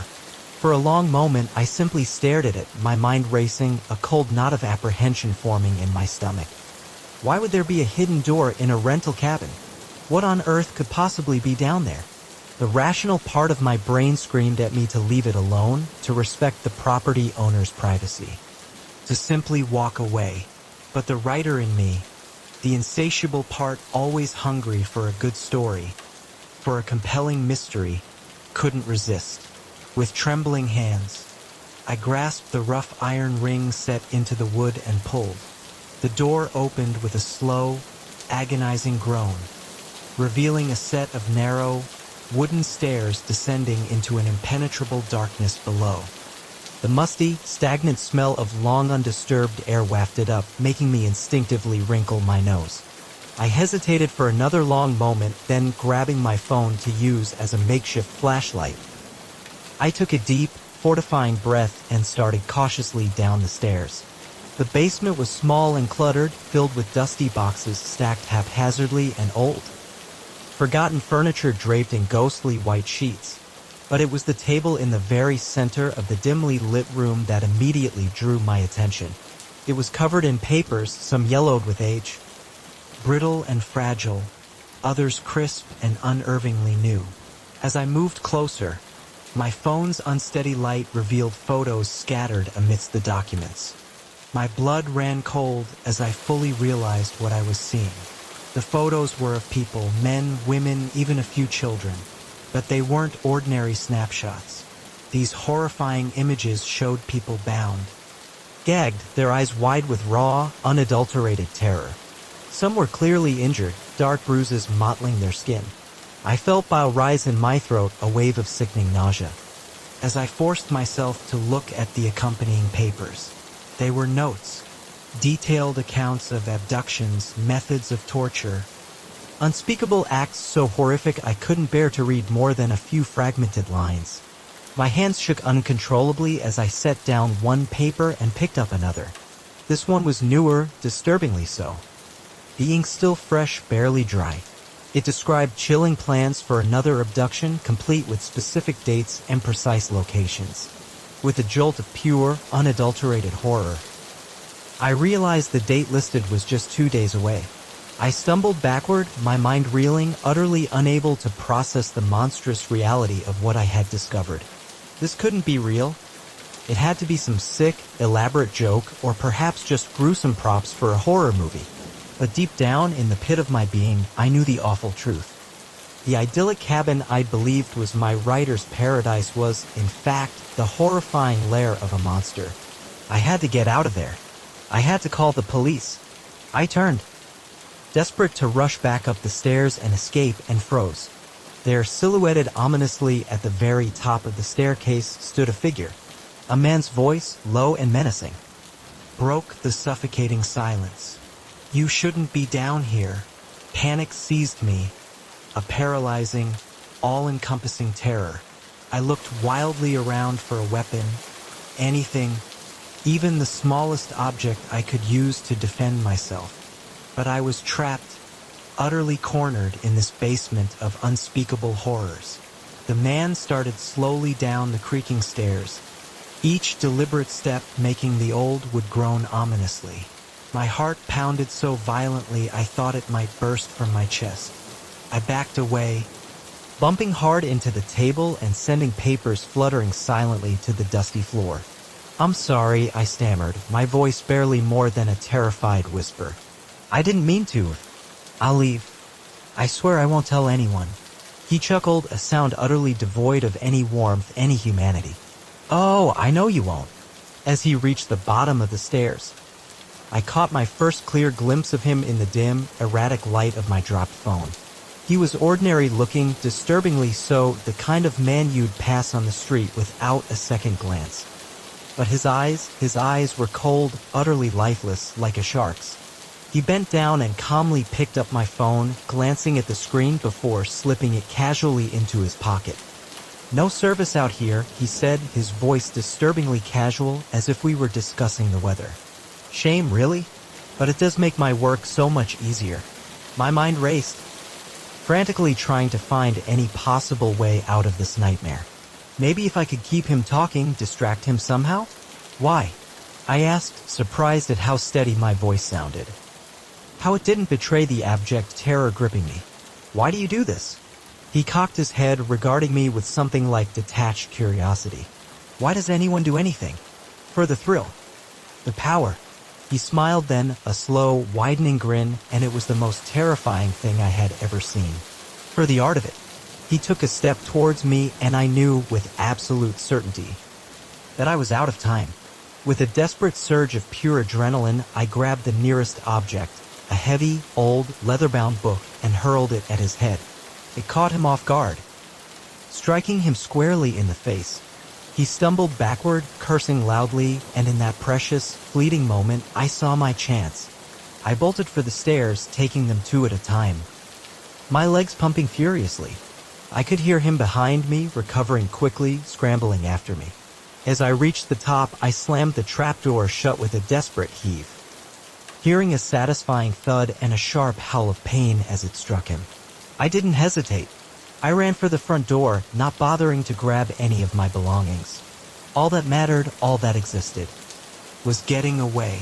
I burst out into the cool, liberating night air, the loose gravel of the driveway crunching loudly under my bare feet as I sprinted for my car. My hands shook so violently I could barely manage to get the key into the ignition. Behind me, I heard the cabin door slam open with a roar of pure rage. The engine, with a desperate prayer, came to life, and I floored it, tires spinning wildly on the loose gravel before finding purchase. As I sped down the long, winding dirt road, my headlights briefly illuminated a figure in my rearview mirror. The man stood silently in the middle of the road, watching me drive away. Even from that distance, I could feel the unsettling intensity of that terrible smile. I drove for hours, not stopping, not even pausing for breath, until I reached the nearest police station. My story spilled out in a raw, jumbled rush, incoherent in my terror. The officers were skeptical at first, of course, their faces betraying their doubt. But something in my wild-eyed, trembling, terrified demeanor must have convinced them. They sent out patrol cars, then state troopers, and finally the FBI. They found the cabin. They found the basement, with its horrific, damning contents. But the man was gone, vanished, along with some of the most damning evidence. The investigation is ongoing, but I don't have much hope they'll ever catch him. He seemed too smart, too prepared. I've moved since then, changed my name. I'm constantly looking over my shoulder, jumping at every shadow, every unexpected sound. I've started writing again, but not the novel I planned. Instead, I'm writing this, my account of what happened. A warning, I suppose, because I know he's still out there. Sometimes when I close my eyes, I can still see the chilling smile, still hear his voice, echoing in my mind. "For the art of it," he said, and I can't shake the horrifying feeling that in his twisted mind, I'm now a part of that art, an unfinished piece. So I keep writing, keep telling my story. Because maybe, just maybe, it'll help someone else avoid the fate I so narrowly escaped. And perhaps, in the telling, I'll finally be free of the nightmare I discovered beneath those cabin floorboards.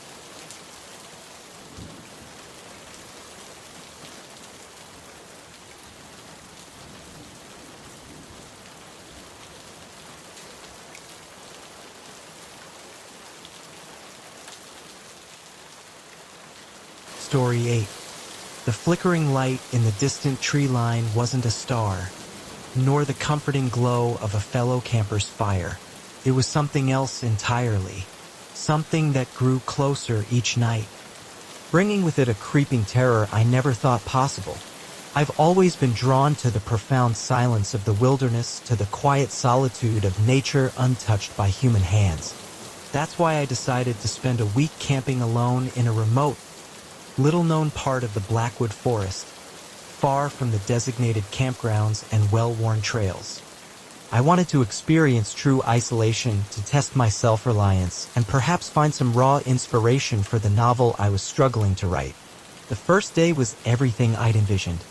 I hiked deep into the ancient woods, the sounds of distant civilization fading with each purposeful step. By late afternoon, I found the perfect spot to set up camp. A small, secluded clearing near a bubbling stream, encircled by towering pines that whispered in the gentle breeze. As I pitched my tent and gathered fallen branches for a modest campfire, a deep sense of peace washed over me. This was precisely what my soul craved. That night, as I sat by my crackling fire, gazing up at the impossibly bright tapestry of stars unfurling across the ink-black sky, I noticed something odd. Off in the far distance, barely visible through the dense screen of trees, was a faint, steady light. At first, I simply assumed it must be another camper's fire, a distant flicker of human presence. But it didn't flicker or dance like flames. It was unnervingly steady, almost like a flashlight beam or a lantern left burning. I shrugged it off, figuring it was probably just some late hikers making their way through the forest. It was far enough away that I wasn't concerned about my cherished solitude being disturbed. Besides, there was something oddly comforting about knowing there were other people out there, even if I couldn't see or hear them. The next day passed uneventfully.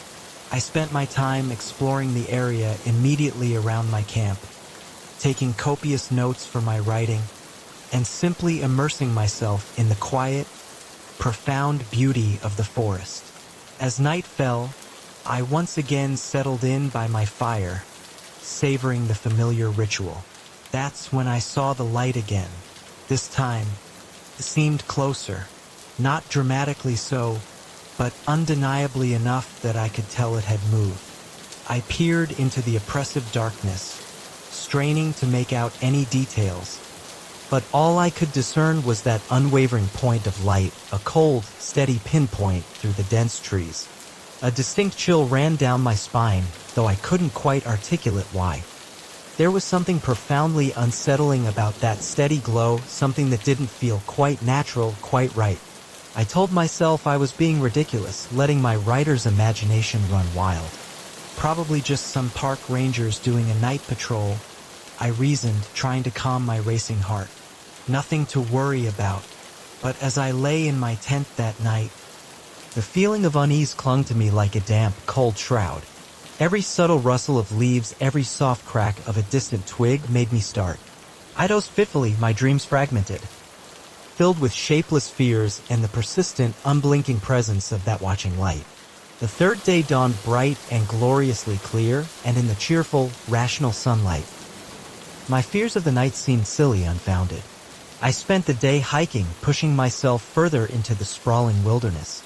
The physical exertion and the sheer beauty surrounding me drove all thoughts of mysterious lights from my mind. As evening approached, I made my way back to my campsite, pleasantly tired and looking forward to a quiet night by the fire, a chance to regain my equilibrium. But as the sun dipped below the horizon and the shadows lengthened, my earlier unease returned. Creeping in like a cold mist, I found myself glancing constantly towards the spot where I'd seen the light the previous nights. As full darkness descended, I held my breath, both dreading and morbidly expecting to see that glow once again. And then there it was. My heart sank, a leaden weight in my chest as I spotted it, and this time there was no doubt. It was definitely closer. Close enough now that I could clearly tell it wasn't just a single point of light, but a cluster of them, moving subtly together in a way that reminded me, unsettlingly, of eyes. I stood up slowly, peering intently into the darkness, trying to discern what could possibly be behind those cold, unblinking lights. Hello? I called out, my voice sounding small and absurdly afraid in the vast, oppressive silence of the forest. Is someone there? No response came, just that steady, unwavering glow watching me from the deepening shadows between the ancient trees.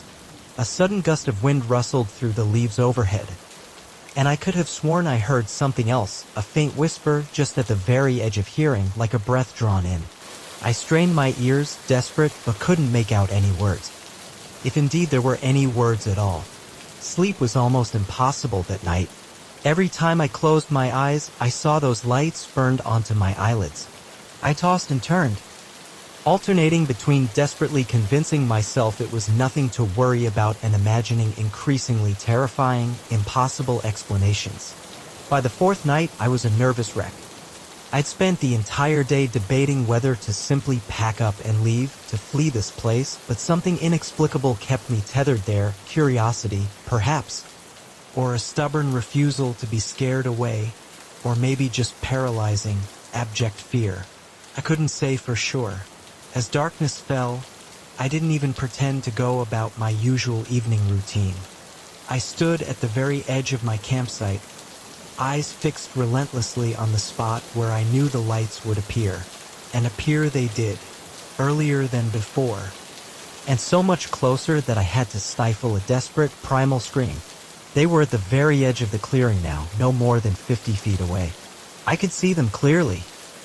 3 distinct points of light, glowing with an eerie, pale blue radiance. They hovered, suspended, about 6 feet off the ground, arranged in a chillingly precise triangular pattern that looked disturbingly like a face. "Who's there?" I shouted, my voice cracking with raw terror, barely a sound. "What do you want?" For a long, agonizing moment, there was only profound silence. Then, a sound began to build, slowly, inexorably, a low, resonant hum that I felt more than heard, vibrating deep in my chest and making my teeth ache. The lights pulsed in time with the sound, growing brighter and dimmer in a hypnotic, terrifying rhythm. I wanted to run, to flee blindly into the deeper darkness of the forest, but I was rooted to the spot, utterly paralyzed. My whole body trembled uncontrollably as the humming grew louder, the lights brighter. The air around me feeling thick, charged with some kind of inexplicable energy. And then, as suddenly as it had begun, it stopped. The forest plunged into a silence so absolute it was almost painful. A vacuum of sound. The lights dimmed but did not go out, still watching me with that unblinking, triangular gaze. A voice spoke then, but it wasn't a voice like anything I'd ever heard before. It seemed to come from everywhere and nowhere at once, resonating deep within my mind rather than through my ears. "We have been watching you," it said, each word sending fresh shivers through my entire body. "We have been waiting." "What are you?" I managed to stammer out, my voice barely a whisper. "We are not for you to understand." The voice replied, its tone utterly devoid of emotion. "We are beyond your comprehension. But we understand all too well." As it spoke, images began to flash, blindingly, through my mind, memories of my entire life, but seen from an outside perspective. I saw myself as a child, as a teenager, as an adult. I saw my hopes, my deepest fears, my most intimate secrets, all laid bare before an unseen gaze. "Stop it!" I cried out, clutching my head as if I could physically push the invasive thoughts away, desperate for respite. "Get out of my mind. We cannot stop." The voice said, implacable and emotionless. "We must know. We must understand." The assault on my mind continued, memories and thoughts whirling past faster than I could possibly process. I fell to my knees, overwhelmed, completely consumed by the psychic invasion. "Please," I begged, tears streaming down my face, hot and desperate. "What do you want from me?" There was a pause, and for a fleeting moment the mental onslaught ceased. When the voice spoke again, it seemed almost curious. "Want? We do not want. We simply are. And now, you are part of us." The lights began to move then, drifting towards me with agonizing slowness. I tried to move, to run, to fight, but my body wouldn't respond. I could only watch in helpless, utter terror as they drew nearer, closer and closer. Just as the lights were about to reach me, a new sound, sharp and clear, cut through the night. The distant, unmistakable thrum of helicopter blades. The lights froze. Then, with an almost imperceptible shift, they began to retreat rapidly, pulling back into the shadows. "We will return," the voice said, fading along with the lights. "You cannot escape us. You're ours now." As the lights vanished completely into the deep forest, I finally found the strength to move. I scrambled to my feet and ran, leaving everything behind in my blind, animal panic. I ran until my lungs burned and my legs gave out, collapsing onto the rough forest floor as the sound of the helicopter grew louder, closer. The next thing I remember clearly is waking up in a hospital bed, surrounded by concerned doctors and stern-faced government agents. They told me I'd been found wandering disoriented in the forest, severely dehydrated and babbling incoherently about lights and voices. They asked me countless questions, their faces impassive, but I could tell, instinctively, that they didn't believe my answers. How could they? I barely believed it myself. It's been months now, and I still wake up in a cold sweat some nights, absolutely certain that I can see those faint, pale lights watching me from the darkest corners of my room. The doctors, with their kind but firm voices, say it's just trauma that with time and therapy I'll recover fully. But I know the truth. I know they're still out there, whatever they are. And I know that one day they'll come back for me. Because, just like they said, I'm theirs now. And somehow, I don't think they're the kind to ever let go of what they claim. So I watch the night sky with wary, anxious eyes, jumping at every unexplained light, every subtle flicker. And I wonder, not for the first time, if there are some parts of the wilderness that are simply better left unexplored. Story 9. The first gunshot shattered the peaceful night, echoing like a thunderclap through the ancient trees. And in that terrifying moment, I realized our camping trip had spiraled into a desperate fight for survival. We weren't just lost in the wilderness anymore, we were being hunted. It was supposed to be a weekend of pure, unadulterated fun. My 3 closest friends, Leo, Chloe, and Noah, and I had been meticulously planning this camping trip for months. We were all experienced hikers, seasoned adventurers, but this was our first time venturing deep into the more remote, less traveled areas of Redwood National Park. The promise of untouched wilderness, of breathtaking, primordial views, had been simply too tempting to resist. The first 2 days were everything we'd hoped for and more. We hiked through dense, cathedral-like forests where sunlight struggled to penetrate, crossed crystal-clear streams so cold they made our feet ache, and set up camp each night under a vast, dark canopy of stars so bright they seemed close enough to touch it, like scattered diamonds on black velvet. On the 3rd day, we made what would prove to be our first and almost fatal mistake. We decided to go off-trail, seeking out a rumored hidden waterfall that a local guide had mentioned in passing. In hindsight, that innocent decision sealed our fate. By mid-afternoon, it became chillingly clear we were lost. The terrain was rougher, far more treacherous than we'd anticipated, and the landmarks stubbornly refused to match up with our detailed map. As the sun began its slow, inevitable descent, casting long, eerie shadows through the towering trees, a tense silence fell over our group.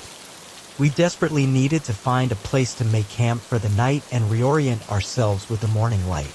We finally stumbled upon a small, secluded clearing as the last vestiges of daylight were fading from the sky. As we quickly set up our tents, I couldn't shake the growing, prickling sensation that something was profoundly off. The forest seemed too quiet, an unnatural hush blanketing everything, and the shadows felt too deep, too watchful. "Hey, does anyone else feel like we're being watched?" Chloe asked, her voice hushed, voicing the unease we all silently felt. Leo laughed, but it was a brittle, forced sound, devoid of any genuine amusement. "It's just the woods playing tricks on us, guys. We're all a bit on edge from being lost." We tried desperately to lighten the mood, sharing old jokes around the flickering campfire and making confident plans for getting back on track the next day. But as we retreated to our individual tents, that pervasive sense of wrongness lingered, a cold, unwelcome guest. I was jolted awake sometime later by the sharp, unmistakable sound of a twig snapping nearby. For a moment, I lay perfectly still, every nerve ending screaming, straining my ears in the oppressive darkness. There it was again, the distinct, heavy sound of footsteps, too heavy, too deliberate to be any animal. I cautiously unzipped my tent as quietly as I could and peered out into the moonlit clearing. The moon was bright enough to cast long, distorted shadows across our small campsite. At first, I saw nothing, just the familiar shapes of trees. Then a subtle movement caught my eye, a figure, dark and indistinct, moving silently between the trees at the edge of the clearing. Then another, and another. My heart began to race, a frantic drum against my ribs. As the horrifying realization dawned on me, we were surrounded. I hissed at my friends, a low, urgent warning, trying desperately to keep my voice from rising. As they groggily emerged from their tents, their faces etched with confusion, I saw the exact moment of terrifying realization dawn on their faces. Who are they? Noah whispered, his voice tight with fear, barely audible. Before anyone could answer, a gruff, chilling voice rang out from the surrounding darkness. "We know you're awake in there. Come on out, nice and easy." We exchanged terrified, desperate glances. There was no way to run. We were completely surrounded, and they clearly held the advantage of knowing the terrain intimately. Slowly, reluctantly, we emerged from our tents, our hands raised in a universal gesture of surrender, bathed in the cold, unforgiving moonlight. I could see our captors clearly now. There were 5 of them, all men, dressed in camouflage and carrying rifles. They didn't look like park rangers or any official authority I'd ever seen. The casual, chilling familiarity with which they held their weapons sent an icy dread deep into my bones. One of the men, a tall, burly figure with a thick, unkempt beard who seemed to be the leader, stepped forward, his eyes glinting in the moonlight. Well, what do we have here?" "A bunch of city folk out for a nature walk. We're just camping," Leo said, his voice surprisingly steady, though I could see the tremor in his hand. "We got a bit lost, that's all. If this is private property, we'll leave right away." The leader chuckled, a low, guttural sound utterly devoid of humor. "Oh, it ain't about private property, boy. You see, you've wandered into our hunting grounds. And tonight, you're the game." My blood ran cold, a sickening realization blooming in my mind as his words sank in. These weren't just poachers. They were something far, far worse. "You can't be serious," Chloe said, her voice shaking uncontrollably, bordering on a sob. "We're people, not animals. You can't hunt us." "Can't we?" the leader replied, a cruel smirk twisting his lips as he casually raised his rifle, aiming it vaguely in our direction. "The way I see it, you're trespassing. And out here, we make our own rules." Time seemed to suspend, stretching into an eternity as we stood there, utterly paralyzed. The ominous barrel of his gun glinting malevolently in the moonlight. Then, in a desperate, suicidal burst of courage, Noah suddenly broke ranks and made a run for it. A desperate dash into the deep woods. The sound of the gunshot was deafening, echoing violently through the quiet forest. Noah cried out, a raw, piercing sound, and stumbled, clutching his arm.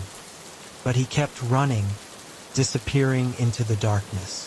In that heart-stopping moment of chaos, pure, primal instinct took over.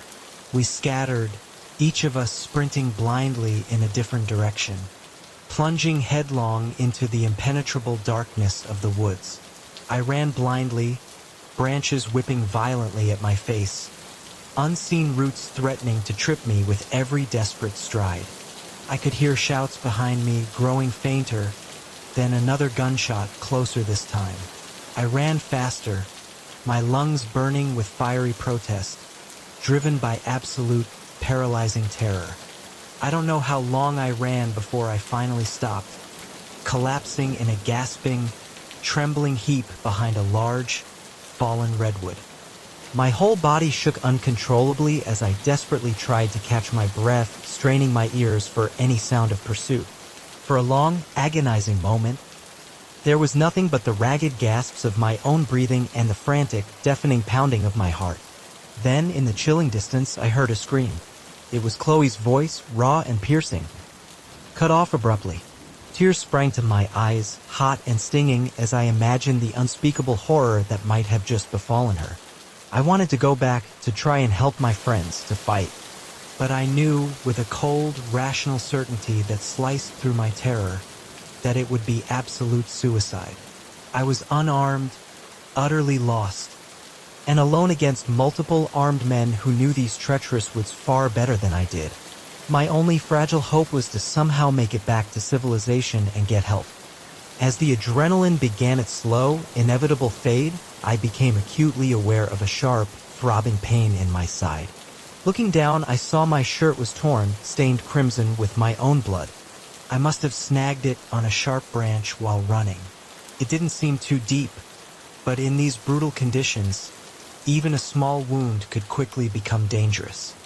I allowed myself a few more precious moments to rest, to gather a shred of strength, then forced myself to my feet. I had to keep moving. Standing still meant certain death. The next few hours were a blurred, nightmarish ordeal of constant, exhausting movement and paralyzing fear. Every snapping twig made me freeze. Every distant shout sent me scrambling desperately for cover. I tried to move in what I desperately hoped was the direction of the main trail, but in the oppressive darkness, it was impossible to be sure. As dawn finally began to break, painting the eastern sky in hesitant shades of gray and pink, I heard voices again. Closer this time. I ducked instinctively behind a large, ancient rock, hardly daring to breathe. Two of the hunters passed by, so close I could have reached out and touched them. They can't have gotten far. One of them was saying, his voice gruff, "The girl's down and we winged one of the guys. They'll be slowing down soon. Boss wants them all by sundown." "Says we can't risk them getting back to the Rangers," the other replied, his voice equally cold. As their voices faded into the distance, a glimmer of fragile hope ignited within me. If they were worried about us reaching the Rangers, it meant we must be closer to the edge of their territory than I'd thought. With renewed, desperate determination, I pressed on. The rising sun made it easier to navigate, and I began to recognize familiar landmarks from our hike in. But my fragile optimism was short-lived. As I crested a small hill, I saw two figures in the valley below. My heart leapt. It was Leo and Noah. Noah was leaning heavily on Leo, his arm crudely bandaged, his face pale. They were alive. I was about to call out to them. A cry of overwhelming relief bubbling in my throat when a chilling movement in the trees caught my eye. One of the hunters was there, rifle raised, taking careful aim at my friends. Without thinking, without a moment's hesitation, I grabbed the largest, heaviest rock I could find and hurled it with all my might at the hunter. It struck him squarely in the back, throwing off his aim. The rifle discharged with a loud crack, the bullet whistling harmlessly into the air. Leo and Noah's heads snapped up at the sound, their eyes wide with terror and sudden realization. "Run!" I screamed, already sprinting wildly down the hill towards them. "Run!" What followed was a desperate, terrifying chase through the dense forest. We supported Noah between us, a desperate, limping trio trying to move as fast as we possibly could while staying low and using the dense trees for cover. The sounds of pursuit grew closer, punctuated by the occasional, terrifying crack of gunfire. Just when I thought we couldn't possibly go on, our legs burning, our lungs screaming, the trees began to thin, hesitantly at first, then more rapidly. And then, miraculously, unbelievably, we burst out onto a paved road. A park ranger's truck was parked there, seemingly abandoned for a moment, the ranger himself looking startled, almost bewildered. At our sudden ragged appearance, "Help!" I gasped, stumbling towards him, nearly collapsing. "Please, you have to help us. They're right behind us." The ranger took one look at our battered, terrified state, at Noah's bleeding arm, and quickly, decisively, ushered us into his truck. As we sped away, leaving the nightmare behind, I saw fleeting movement at the tree line, our pursuers. Forced to retreat, their grim faces fading back into their shadowy forest. The following days were a blur of hospital visits, intense police interviews, and endless search parties. They never found Chloe or any trace of the men who had hunted us. The official report cited an unfortunate encounter with illegal hunters, a sanitized, bureaucratic phrase that utterly failed to capture the horrifying truth. But we knew the truth was far, far darker. It's been months now, but I still wake up in a cold sweat some nights, the sound of gunshots echoing relentlessly in my dreams. I haven't set foot in a forest since that day, and I'm not sure I ever will again, because now I know that sometimes the most dangerous predators in the wilderness walk on two legs, and the most terrifying hunts are those where humans are the prey. Story 10. The moment I saw his eyes in the flickering firelight, a cold dread coiled in my gut, and I knew with a sickening certainty that I'd made a terrible mistake. The stranger I'd invited into my tent wasn't seeking shelter from the raging storm. He was bringing a tempest of his own. I've always been a solitary camper, drawn to the profound quiet of the woods, the almost spiritual solitude of being utterly alone with nature. It speaks to my very soul. So, when I meticulously planned a week-long camping trip deep in the Ozark Mountains, going solo felt not just natural, but essential. I'd done my research, packed my gear with obsessive attention to detail, and set out with a light heart, a spring in my step, and a keen sense of adventure humming in my veins. The first few days were pure, unadulterated bliss. I hiked through dense, ancient forests, marveling at the explosion of autumn colors painting the landscape in fiery hues of red, orange, and gold. My evenings were spent by a crackling campfire, listening to the primal symphony of the forest night sounds and gazing up at stars so impossibly bright they seemed close enough to touch. I felt utterly at peace, more deeply connected to the world around me than I had in years. On the fourth day, the weather began to turn, subtly at first, then with alarming speed. Ominous dark clouds rolled in from the west, bringing with them a biting, bone-chilling wind that cut through my layers of clothing. I set up camp earlier than usual, choosing a spot carefully sheltered by a rocky overhang, hoping for some protection. As I secured my tent, the first fat, heavy raindrops began to fall. By nightfall, the storm was raging in earnest. Rain lashed violently against my tent, driven by howling winds that bent the ancient trees and sent swirling vortexes of fallen leaves dancing through the air. Thunder boomed overhead, so close it made the very ground tremble beneath me, vibrating up through my sleeping pad. I huddled deep in my sleeping bag, profoundly grateful for the sturdy protection of my tent, and tried desperately to convince myself that the worst of the weather would pass by morning. That's when I heard it. A voice, faint at first, barely audible over the fury of the storm, calling out for help. At first, I thought I'd imagined it, a cruel trick of the wind or a hallucination born of fear. But then it came again, louder this time. "Hello? Is anyone there? Please. I need help." I hesitated. Every instinct honed by years of solo camping screamed at me to stay put, to remain hidden, to not risk exposing myself to the dangerous elements or to a potential, unknown threat.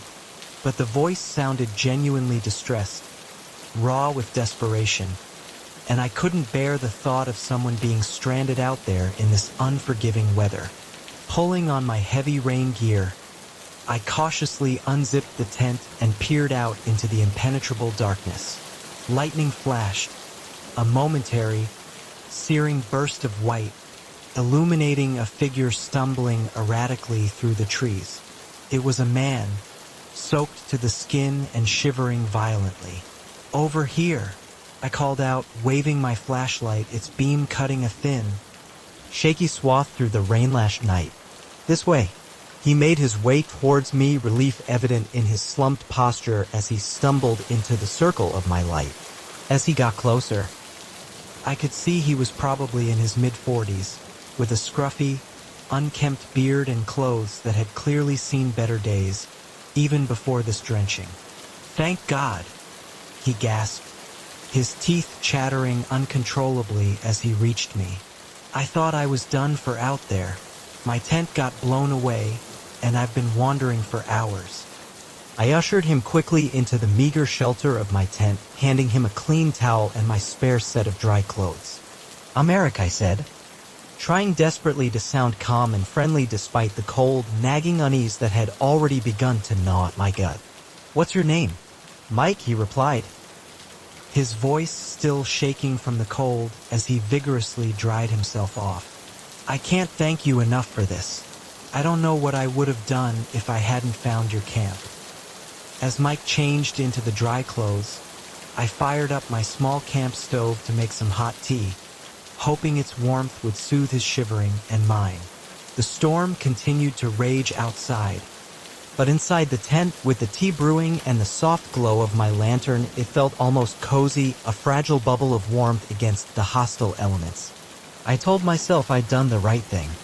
How would I have felt if I'd ignored his cries for help and found out later that something terrible had happened to him? But as we sat there, sipping our tea and waiting out the storm, I began to notice subtle things that set my nerves acutely on edge. Mike's eyes darted constantly around the tent, never settling on one spot for long. His hands shook, not just from the cold anymore, but with a restless tremor. And the way he spoke, rapid-fire sentences punctuated by long, uncomfortable silences, made me wonder, with a growing sense of dread, if he was entirely stable. "So, Mike," I said, trying to keep my voice casual, light, conversational, "where are you from? What brings you out camping in weather like this?"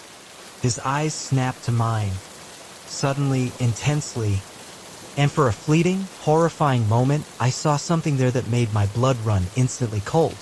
It was gone in an instant, replaced by a quick, forced smile that didn't quite reach his eyes. "Oh, you know," he said vaguely, his gaze flickering away. "Just needed to get away for a while. Clear my head. You know how it is." I nodded, not trusting myself to speak. The uneasy feeling in my stomach had now ballooned into full-blown, suffocating anxiety.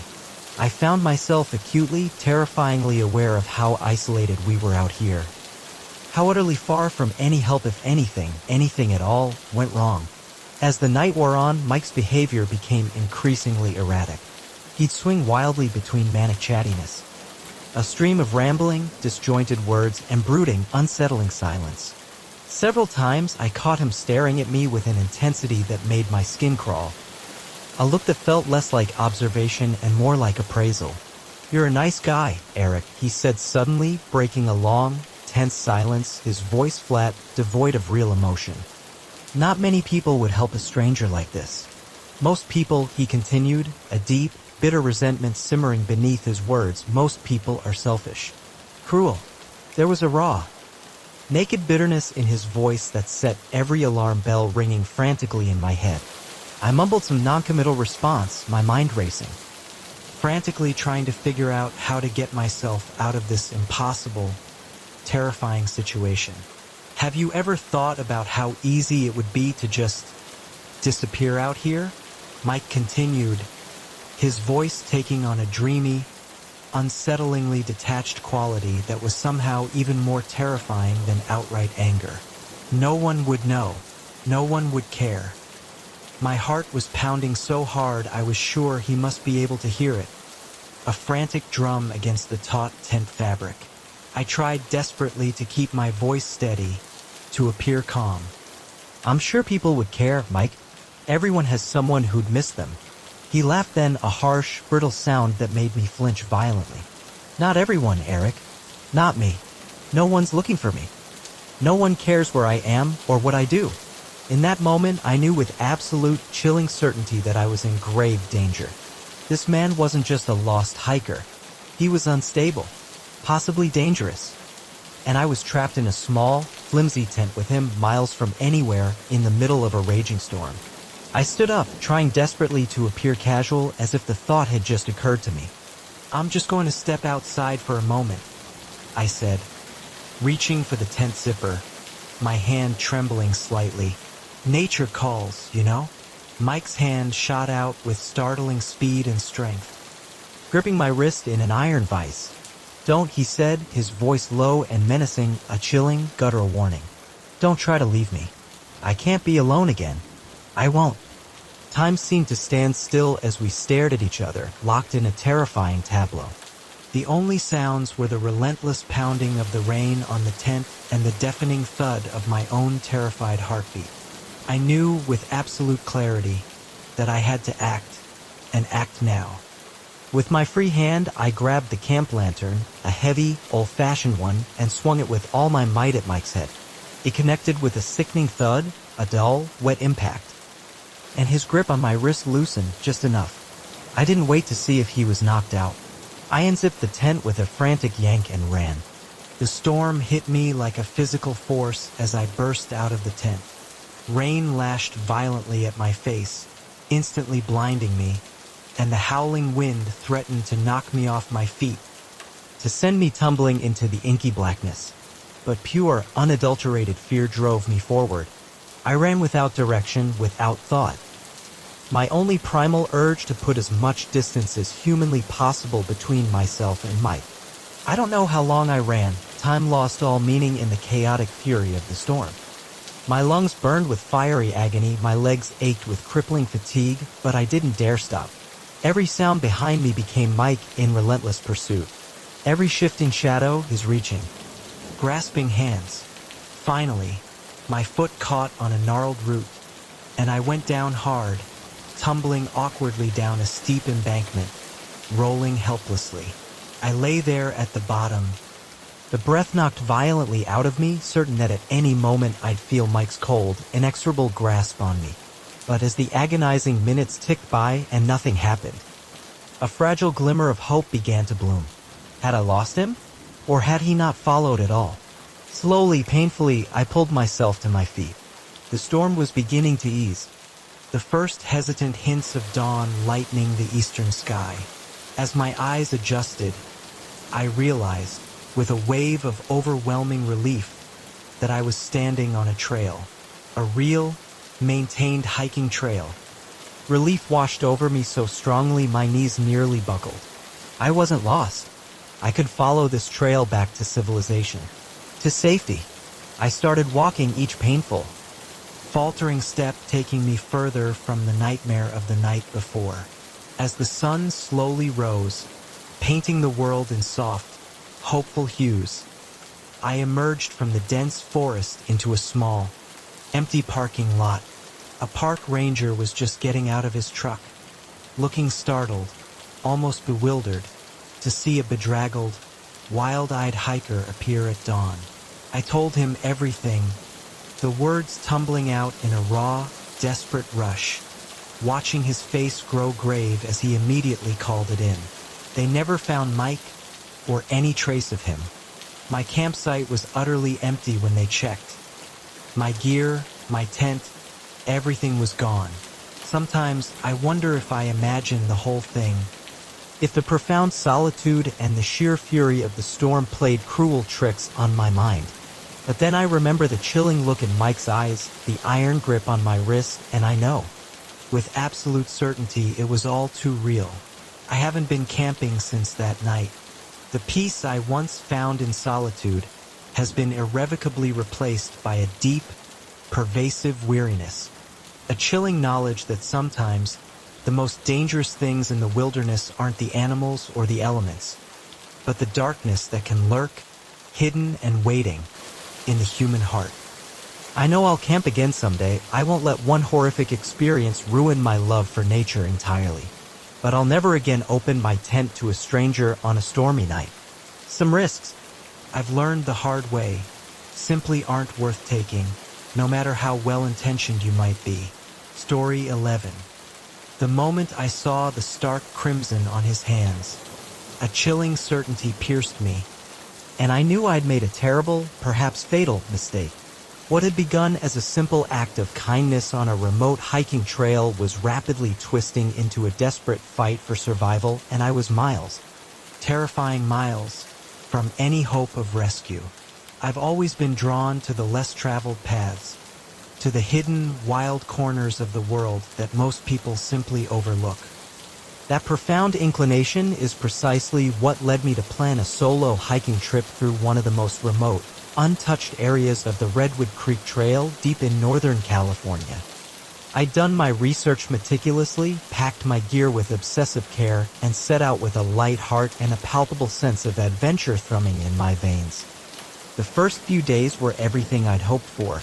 I trekked through lush, ancient forests, the air thick with the scent of damp earth and redwood, climbed rocky outcroppings that offered breathtaking, panoramic views of the verdant canopy, and slept each night under a vast, inky canopy of stars so bright they seemed impossibly close, like scattered diamonds on black velvet. The solitude was exhilarating, a profound chance to clear my head and truly test my limits, both physical and mental. It was on the fourth day that everything irrevocably changed. I was making my way along a particularly challenging stretch of trail, the path narrow and rocky, hugging the treacherous side of a steep incline. The distinct sound of running water told me there was a stream nearby, though I couldn't see it through the dense, tangled undergrowth. That's when I heard it, a sharp cry of pain, followed by a weak, desperate call for help. I froze, every nerve ending screaming, listening intently. It came again, definitely human. Definitely in profound distress. Without a moment's hesitation, my inherent inclination to help overriding any caution, I left the trail, pushing through the thick, thorny foliage towards the sound.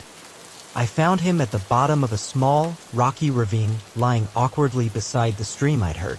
He was a middle-aged man, lean and weathered, with a scraggly, unkempt beard and clothes that had clearly seen far better days. His leg was twisted at an unnatural, horrifying angle, and he was clutching his side, his breathing labored and shallow.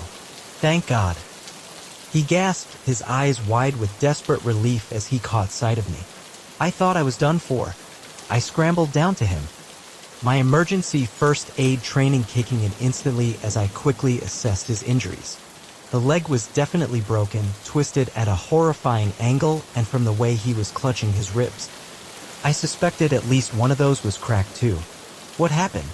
I asked, my voice calm despite the surge of adrenaline as I quickly dug through my pack for my first aid kit. "Slipped," he said, wincing violently as he tried to shift his position, a raw groan escaping his lips. "Been down here since yesterday. Thought I was going to die here." My heart went out to him, a wave of profound sympathy washing over me. The terrifying thought of being injured and utterly alone in such a remote, unforgiving area was truly horrifying. "I'm going to help you," I assured him, trying to project a confidence I didn't entirely feel. "But we need to get you to a hospital. Do you have a satellite phone or an emergency beacon?" He shook his head, his eyes never leaving my face, a strange intensity in their depths. "Nothing. You're the first person I've seen in days." I nodded, trying desperately to hide my growing concern. We were at least 2 days' hike from the nearest town, and in his condition, moving him was going to be an immense, possibly impossible, challenge. But I couldn't just leave him here. "Okay," I said, trying to sound far more confident than I felt. "I'm going to splint your leg and then we'll figure out how to get you out of here. What's your name?" "Tom," he said, managing a weak, grateful smile. "And you're a damn saint for finding me." I returned the smile, a forced, tight grimace, introducing myself as I set about creating a makeshift splint from sturdy branches and strips torn from my spare t-shirt. As I worked, I chatted with Tom, partly to distract him from the searing pain, and partly to keep my own burgeoning nerves at bay. He told me he was an experienced hiker, a seasoned outdoorsman who'd been exploring this area for years. "Know these mountains like the back of my hand," he said proudly, a faint, unsettling smirk playing on his lips. Or at least, I thought I did. Guess they still had a surprise for me. With his legs splinted and his ribs wrapped as best I could manage with my limited supplies, I helped Tom awkwardly to his feet. He leaned heavily on me, his face pale and drawn with pain, and I knew, with a sinking feeling, there was no way he could possibly make it back up the steep, rocky sides of the ravine. "We'll follow the stream," I decided, trying to sound decisive. "It has to lead somewhere, and the going will be easier on flatter ground." Tom nodded, seemingly relieved to have someone else making the difficult decisions. We set off at a painfully slow pace, Tom hobbling along with my support, stopping frequently for him to rest, his gasps of pain echoing faintly in the quiet forest. As we walked, a growing sense of profound unease began to creep over me, a subtle, chilling whisper of wrongness. Something about the situation felt off, deeply unsettling, but I couldn't quite put my finger on what it was. Maybe it was the way Tom's eyes constantly darted around, too quick, too watchful, or the unsettling fact that for someone who claimed to know the area so intimately, he seemed oddly uncertain about which direction we should be heading. We made camp as twilight deepened into night, my small tent barely big enough for the two of us. I insisted Tom take my sleeping bag, using my emergency blanket for myself. As I lay there in the suffocating darkness, listening to Tom's ragged, shallow breathing, I tried desperately to shake off my growing paranoia. The poor man was injured and scared, I reasoned. Of course he was acting a bit strange. It was merely the stress, the pain. The next morning, as I carefully changed the dressing on Tom's leg, I noticed something that made my blood run instantly, terrifyingly cold. The injury, which I hadn't examined closely in the dim light of the previous evening, didn't look like it had been caused by a fall at all. The edges were too clean, too straight. It looked disturbingly more like a cut, a deliberate wound. I must have flinched or made some subtle movement, because Tom's hand suddenly clamped down on my wrist, his grip surprisingly strong, an iron vice. "Something wrong?" he asked, his voice no longer weak and pained, but low and dangerously resonant, a chilling purr. I looked up, slowly, meeting his eyes, and in that horrifying moment, I knew I'd made a terrible, irreversible mistake. The fear and gratitude I'd seen before were utterly gone, replaced by a cold, calculating, predatory look that made my skin crawl, every hair on my body stand on end. "No," I said, trying desperately to keep my voice steady, to betray none of the mounting terror. "Just worried about infection. We should get moving if we want to make it to help soon." Tom's grip on my wrist tightened, painfully so. "Oh, I don't think we'll be going anywhere just yet," he said, a slow, cruel smile spreading across his face, a truly monstrous expression.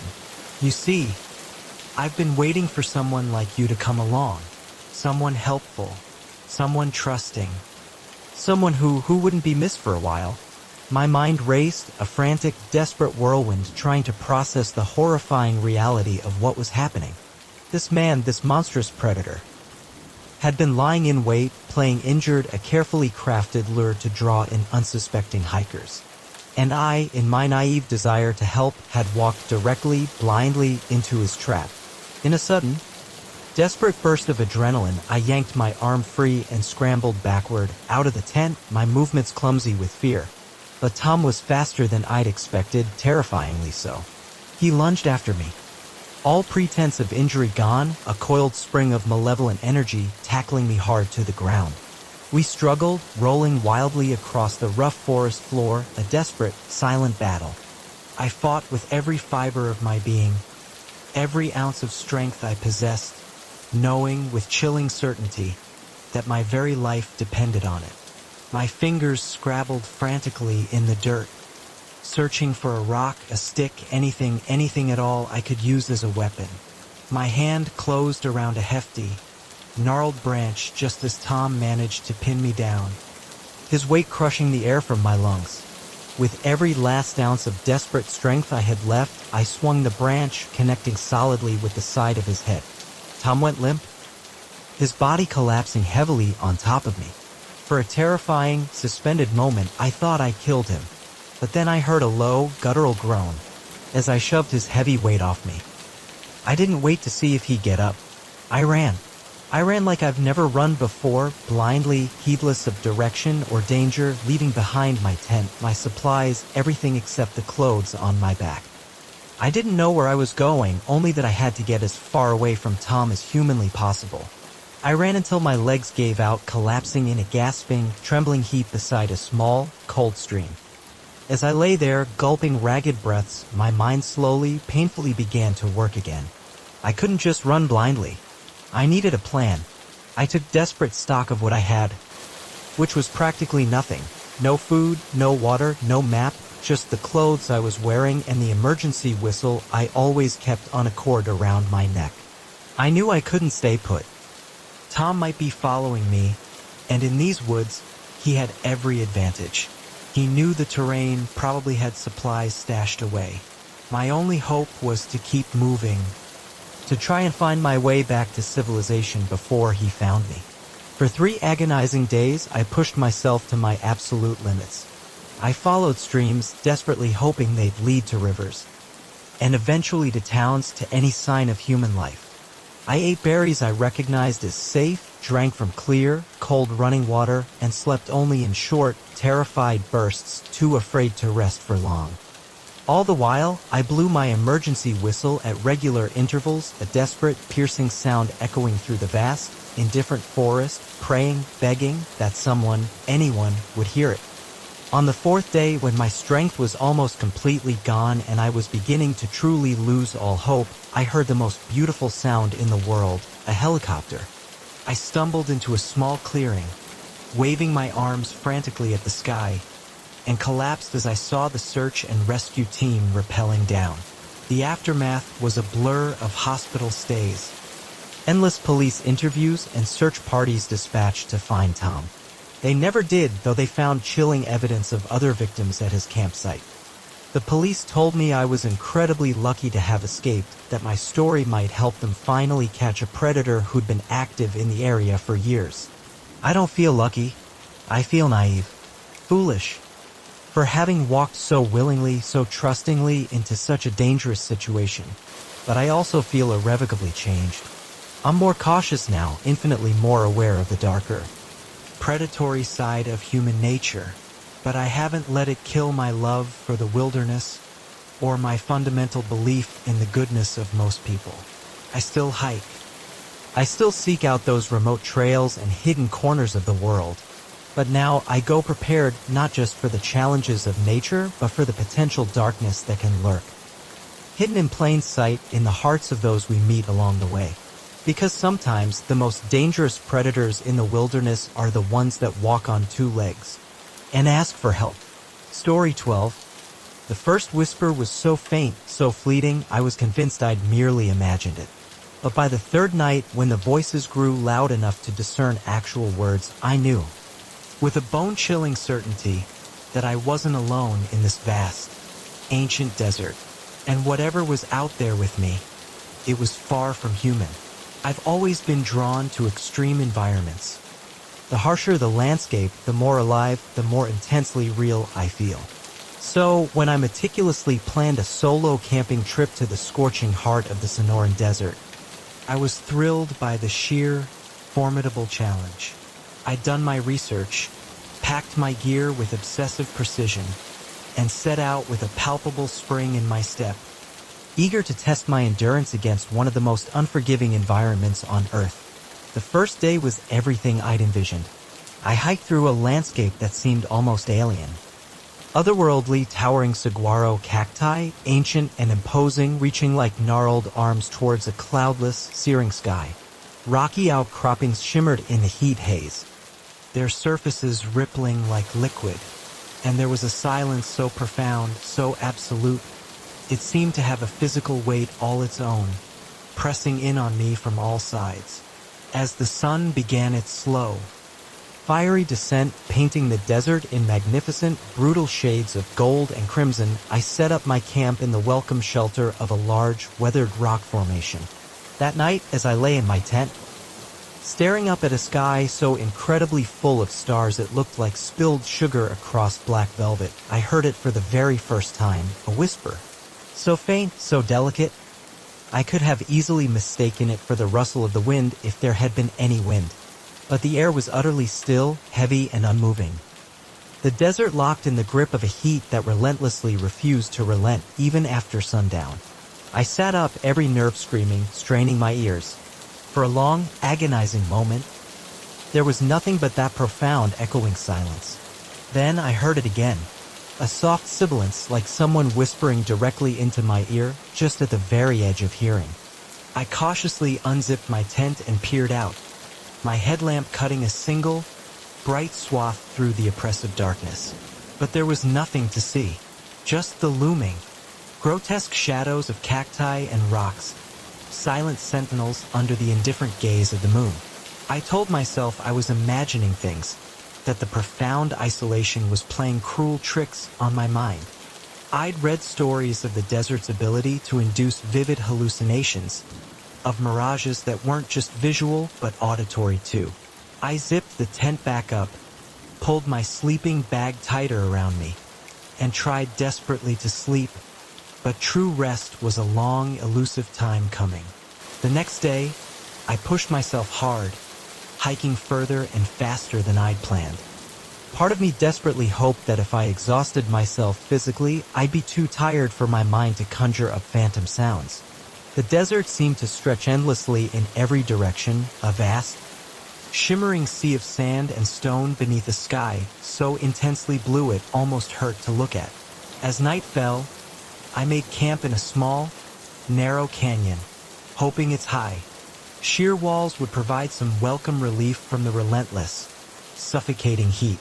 I sat outside my tent long into the night, watching the countless stars whirl slowly overhead, their distant light doing little to pierce the profound, absolute silence of the desert night. Just as I was about to finally turn in, I heard it again. This time, the whisper was clearer, closer. I whirled around, my headlamp beam dancing erratically across the canyon walls, painting fleeting, distorted images. "Hello?" I called out, my voice sounding unnaturally loud and thin in the suffocatingly still air. "Is someone there?" No response came, but as I stood there, heart pounding, I could have sworn I heard a soft, dry chuckle. Quickly, unnervingly stifled. Sleep was utterly impossible after that. I sat with my back pressed against the cool canyon wall, jumping at every shadow, every subtle shift of sand, every imagined sound. The third day dawned bright and brutally hot. I broke camp early, eager to be moving, to put as much distance as possible between myself and whatever I'd heard in the night. But as I hiked, I couldn't shake the pervasive, chilling feeling that I was being intensely watched. Every time I turned to look behind me, I caught a fleeting flicker of movement in my peripheral vision, a shadow that wasn't quite right. But when I focused directly on it, there was nothing there, just the stark, unchanging landscape. By the time I made camp that evening, my nerves were completely frayed, stretched thin and raw. I was jumpy, starting violently at every sound, every fleeting shadow. As full darkness descended, the whispers started again, but this time they were louder, clearer, and there was more than one voice. They seemed to come from all around me, a cacophony of soft, dry whispers that rose and fell like unseen waves on a silent shore. I huddled deep in my tent, hands pressed tightly against my ears, but it didn't help. The voices seemed to be inside my head as much as outside, echoing in the cavern of my own skull. And then, to my utter, paralyzing horror, I began to make out actual words. "He's here." One voice hissed, a sound like dry leaves scraping across stone. "Fresh meat," another replied, and I could hear, distinctly, the hunger in its tone, a chilling, primal craving. "It's been so long." A third chimed in, its voice dripping with a grotesque anticipation. I was shaking uncontrollably, my breath coming in short, sharp gasps. This couldn't be real. It had to be a hallucination. A product of the relentless heat and profound isolation, a trick of a fear-addled mind. But it felt real. Terrifyingly, viscerally real. Who are you? I shouted, my voice cracking. Thin and reedy with terror. What do you want? The whispers stopped abruptly, leaving a sudden, suffocating silence so profound it rang in my ears. Then, slowly, insidiously, they started again. But this time, they were all saying the same thing, over and over, building to a chilling crescendo that made my head throb with pain. Come out, come out, come out. I don't know what made me do it, pure, unadulterated fear, perhaps, or a morbid, irresistible curiosity, or maybe some deep-seated, desperate instinct for self-preservation that demanded I confront the unknown. But I unzipped my tent and stepped out into the night. The desert was bathed in cold, stark moonlight. Every rock and cactus casting long, deep, menacing shadows. And in those shadows I saw them. Shapes. Shapes that weren't quite solid, weren't quite real, but were undeniably, horrifically there. They flitted and shifted at the very edges of my vision, never quite still enough for me to focus on them fully, but unmistakably present, undeniably something. What are you? I whispered, my voice trembling, barely audible. The shapes moved closer, flowing like smoke, and I felt a chill that had nothing whatsoever to do with the night air. One of them spoke. Its voice like sand grinding against raw glass, dry and abrasive. We are the forgotten, it said. The lost. The ones the desert claimed long ago. We've been waiting, another added. Its form shifting and writhing in a way that made my eyes hurt to look at it. A sickening distortion. Waiting for someone like you. I wanted to run, to scream, to burrow myself into the sand and disappear, but my legs wouldn't move. I was rooted to the spot, utterly paralyzed, watching in helpless horror as these impossible beings circled slowly around me. Why me? I managed to ask, though I feared I already knew the answer. Because you came willingly, a third voice replied, and I could almost hear the cruel, knowing smile in its tone. Because you sought out the emptiness, the isolation. You opened yourself to us. They were getting closer now, their insubstantial forms beginning to coalesce, to solidify into something more tangible, more horrifyingly real. I could make out grotesque features now, eyes that glowed with an eerie, inner light, mouths filled with rows of sharp, needle-like teeth that looked capable of tearing through reality itself. What do you want from me? I demanded, my voice a desperate, raw plea, though I knew with absolute dread. The answer was coming. Everything, they replied in unison, their voices merging into a single, resonant sound that vibrated through my very bones, making them ache. Your fear.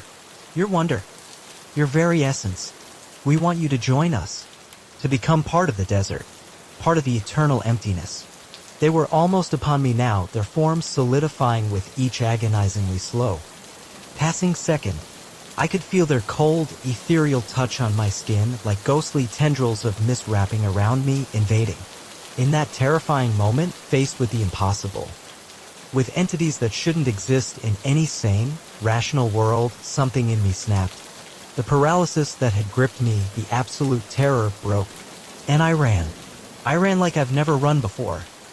Heedless of direction or danger.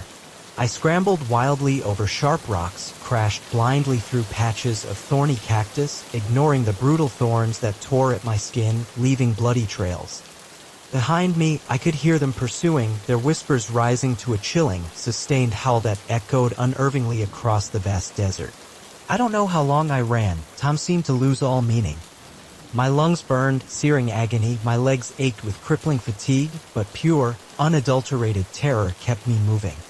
As the first hesitant light of dawn began to paint the eastern sky in soft hues of purple and orange, I saw something that made my heart leap with a desperate, primal hope. A road. A paved road, cutting through the vast, empty desert like a black ribbon. With the last of my strength, I staggered onto the asphalt and collapsed, gasping for breath, my body utterly spent. As the sun finally rose, casting long, stark shadows, I heard a final whisper fading like mist in the morning light. "We'll be waiting." I was found hours later by a passing truck driver, dehydrated, covered in painful cuts and bruises, babbling incoherently about voices in the dark. They put it down to severe heat stroke, to the harsh realities of the desert playing cruel tricks on an unprepared mind. I've never told anyone the full, terrifying story of what truly happened out there. Who would believe me? Sometimes, I'm not sure I believe it myself. But on quiet nights, when the wind whispers around the corners of my house, I find myself straining to hear, half afraid and half morbidly hoping to catch the words hidden within the sound. The desert changed me, irrevocably. I no longer seek out empty, desolate places or test myself against harsh, unforgiving environments. But sometimes, in my dreams, I'm back there, surrounded by those shifting shapes, those hungry, whispering voices. And I wonder if, in some terrifying way, a part of me is still there, lost forever in the vast, indifferent emptiness of the Sonoran Desert, whispering with the others in the dark. Story 13. The moment I saw the sleek speedboat, heavily laden with unmarked crates, a chilling certainty gripped me. I'd stumbled onto something I was never, ever meant to see. What had begun as a peaceful, soul-cleansing solo kayaking trip was about to plunge into a desperate fight for survival against forces I couldn't even begin to comprehend. I've always felt an undeniable kinship with the water. There's something profoundly therapeutic about the rhythmic motion of paddling, the gentle lapping of waves against the hull that soothes my spirit like nothing else. So, when I decided to embark on a week-long solo kayaking expedition along the rugged, wild coast of Northern California, I was utterly ecstatic. I'd planned my route with meticulous care, mapping out secluded coves and hidden, pristine beaches where I could camp each night, far from the crowds and the incessant noise of civilization. The first few days were everything I dreamed of. I paddled through crystal-clear, emerald waters, marveling at the towering kelp forests swaying gracefully beneath me and the curious seals that would pop their sleek heads up to watch me, their dark eyes full of intelligent inquiry, as I glided silently past.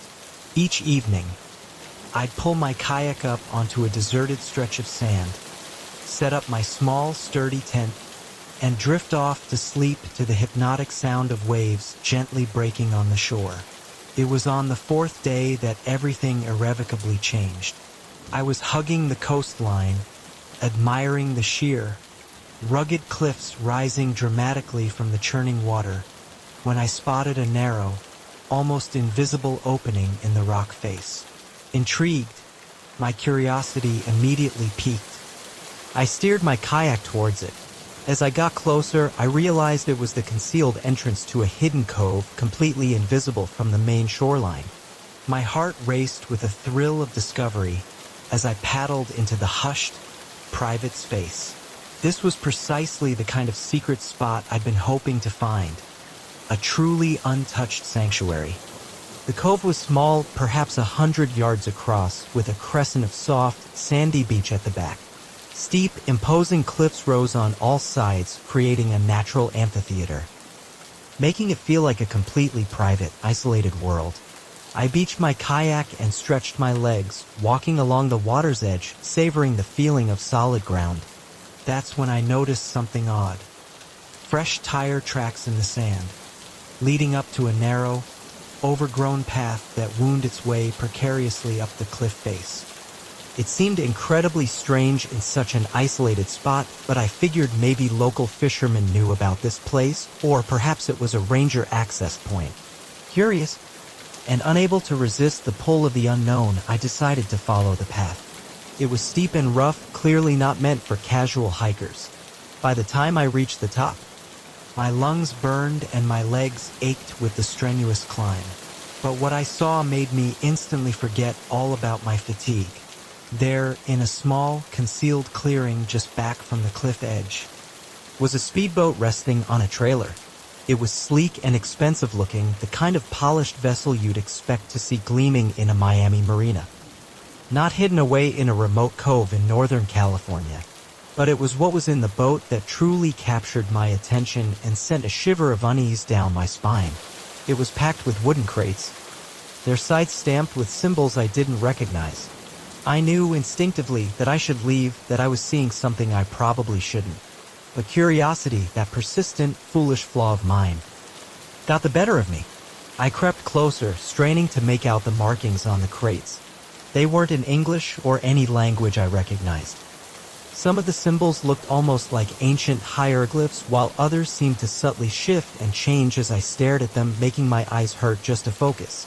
Just as I was about to turn back, a sudden muffled murmur of voices floated up the path. Panic seized me, cold and absolute. I looked wildly around for a place to hide, my eyes darting frantically. Finally, I ducked desperately behind a large, jagged boulder just as two men crested the top of the path. They were talking in low, guttural voices, in a language I didn't understand. From my hiding spot, I could see them clearly. They were dressed casually in jeans and t-shirts, seemingly ordinary, but something about the way they moved, alert, purposeful, with an almost unnatural grace, made me think they weren't just ordinary smugglers. One of them walked over to the boat and, with a casual ease, opened one of the crates. I had to stifle a gasp, my breath catching in my throat. Inside, nestled in what looked like fine black sand, was an object that seemed to defy all description. It was roughly spherical, but its surface rippled and pulsed as if it were alive, a fluid, ever-shifting skin. It glowed with an eerie, inner light that shifted through colors I'd never seen before. Hues that simply shouldn't exist in our spectrum. The man picked it up carefully, almost reverently, his hands surprisingly delicate. As he turned with it in his grasp, I saw his face clearly for the first time. His eyes were completely black. No whites visible at all, just an inky, alien void. A bone-deep chill ran through me, a profound, sickening realization. Whatever these men were, they were not human. I must have made some subtle sound, a sharp intake of breath, a faint rustle of clothing, a barely perceptible shift of my weight, because suddenly, both men snapped their heads towards my hiding place, their black eyes instantly locked onto my position. I didn't wait to see if they'd spotted me for certain. I ran. I crashed back down the treacherous path, my feet slipping on loose rocks, branches whipping violently at my face, stinging and scratching. I could hear shouts behind me, alien and guttural, followed by the terrifying sound of rapid pursuit. My lungs burned with fiery agony, my legs felt like leaden weights, but pure terror, cold and absolute, kept me moving. I burst out onto the beach and sprinted for my kayak, scrambling desperately into the sand. Just as my hands reached it, an unnaturally strong hand clamped around my shoulder, spinning me around with brutal force. I found myself face to face with one of the men, his completely black eyes boring into mine with an unnerving intensity. Up close, I could see that his skin had an odd, faintly shimmery quality to it, like the subtle scales of a fish. "You shouldn't be here," he said, his voice oddly melodic, almost like a siren's song, despite the palpable menace in his tone. "You've seen too much." I reacted on pure, desperate instinct, fueled by a surge of adrenaline. I brought my knee up hard, connecting squarely with his groin. He doubled over with a sharp grunt, a surprisingly human sound, and I seized the opportunity, shoving him away with all my might. I dragged my kayak into the churning water with a desperate heave and jumped in, paddling furiously, my arms screaming in protest. As I cleared the mouth of the cove, I heard an unearthly, piercing shriek behind me, a sound that grated on my very soul. I glanced back, and to my utter horror, saw both men standing at the water's edge. One of them raised his hand, an unnatural gesture, and before my eyes, the water around my kayak began to churn and bubble violently.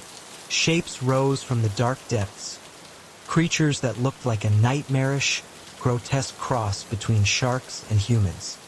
Their skin was pale and rubbery, their bodies sleek, and their mouths were filled with row upon row of razor-sharp, obsidian teeth. They circled my kayak, their black eyes fixed on me with chilling, predatory intent, their movements terrifyingly swift.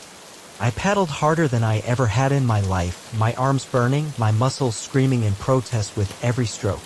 The creatures kept pace easily, effortlessly, occasionally bumping against my kayak with unsettling force or snapping their terrifying jaws at my paddle. I knew with a sinking despair that I couldn't outrun them forever. Just when I thought all hope was lost, a new sound cut through the desperate struggle. The reassuring rumble of a powerful motor. A Coast Guard cutter, large and imposing, appeared around the headland and headed swiftly in my direction. The creatures, as if on cue, immediately dove, disappearing as quickly and silently as they had appeared, vanishing back into the depths. As the cutter pulled alongside me, I realized I was shaking uncontrollably, my whole body convulsing with cold and shock. The Coast Guard officers helped me aboard, wrapping me in a thick, warm blanket and peppering me with concerned questions. I babbled incoherently about smugglers and hidden coves, but I didn't mention the impossible things I'd seen. The monstrous creatures, the alien glowing orb. Who would ever believe me? They searched the cove, of course, meticulously, but found nothing. No boat, no crates, no sign whatsoever that anyone had been there at all. They ultimately put it down to severe sunstroke and dehydration, a lone kayaker's imagination running wild under the desert sun. But I know what I saw. I know what I experienced.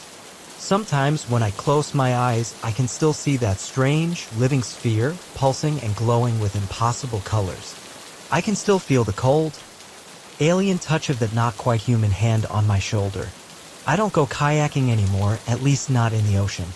I stick to tranquil lakes now, enclosed places where I can always see the reassuring shore. But sometimes when I'm near the coast, I find myself scanning the dark water, my eyes searching for shapes moving subtly beneath the surface. And I wonder about those crates, about what was truly in them, and about what chilling plans those not quite human smugglers have for their otherworldly cargo. I've spent countless hours researching, frantically trying to find any information about similar sightings or experiences. I've delved into obscure online forums and fringe websites, desperately searching for answers. But the deeper I dig, the more questions I uncover. There are whispers in certain, shadowy circles about an ancient race that predates humanity, beings that retreated to the depths of the oceans millennia ago. Some say they're returning now, slowly reclaiming what was once theirs. Others insist they've always been here, hiding in plain sight, subtly manipulating human affairs from the profound darkness. I don't know what to believe anymore. All I know is that the world is far stranger and infinitely more dangerous than I ever imagined. And somewhere out there, in hidden coves and secret places, impossible things are being smuggled for purposes I can't even begin to fathom. Sometimes, on quiet nights, I find myself inexplicably drawn to the shore. I stand there, watching the relentless rhythm of the waves, listening to the vast, ancient breath of the ocean. And I wonder if somewhere out in that endless expanse of water, those black-eyed beings are watching me back, waiting for the day they can fully reclaim the surface world as their own. I never reported what I truly saw to the authorities. Who would believe such a fantastical tale? But I keep my eyes open, and I stay profoundly alert. Because now I know that there are things lurking in the depths of our world that defy all explanation. Things that most people couldn't even begin to imagine. And sometimes, if you're not incredibly careful, you might just stumble upon them in the most unexpected places. So, if you're ever out on the water, and you see something that doesn't quite make sense, something that shouldn't be there, don't investigate. Don't let curiosity get the better of you like I did. Just turn around and paddle away as fast as you possibly can. Because some secrets are far better left undiscovered. Some mysteries far better left unsolved. And the depths of the ocean hold terrors beyond our wildest nightmares. Story 14. The moment I saw all 4 tires brutally slashed, a cold dread seized me, and I knew this wasn't just bad luck.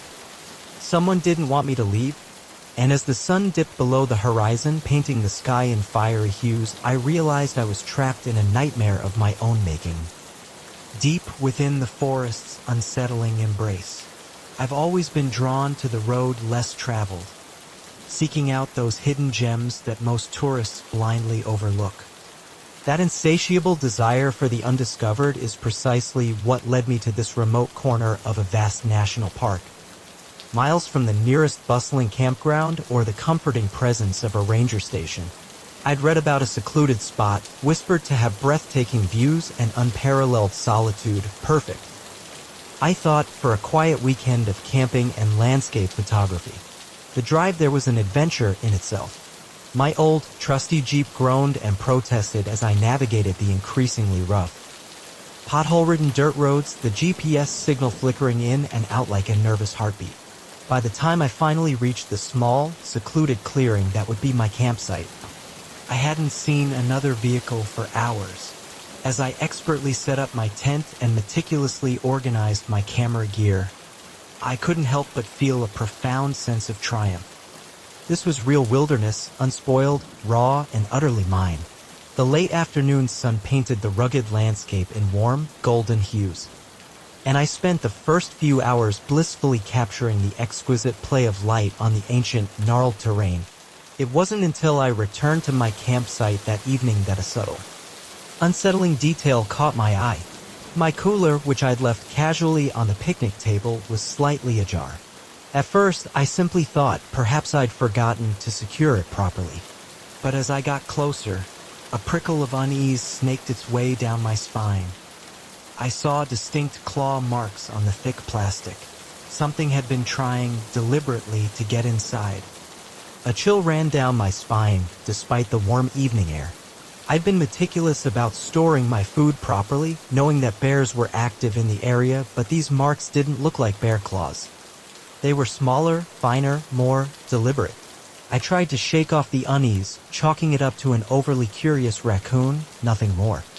I secured my food tightly in the Jeep and turned in for the night, the familiar sounds of the wilderness, the rustle of leaves, the hoot of a distant owl, lulling me into a fitful sleep. The next morning, I woke early, eager to catch the sunrise from a nearby ridge, hoping its beauty would dispel the lingering unease. As I emerged from my tent, I immediately sensed that something was profoundly wrong. The campsite felt different, though I couldn't quite put my finger on why. It wasn't until I'd returned from my morning shoot, my mind still on the perfect light, that I noticed the first real sign of trouble. My backpack, which I distinctly remembered leaving securely in the Jeep, was now sitting upright on the picnic table. I knew with absolute certainty I hadn't taken it out.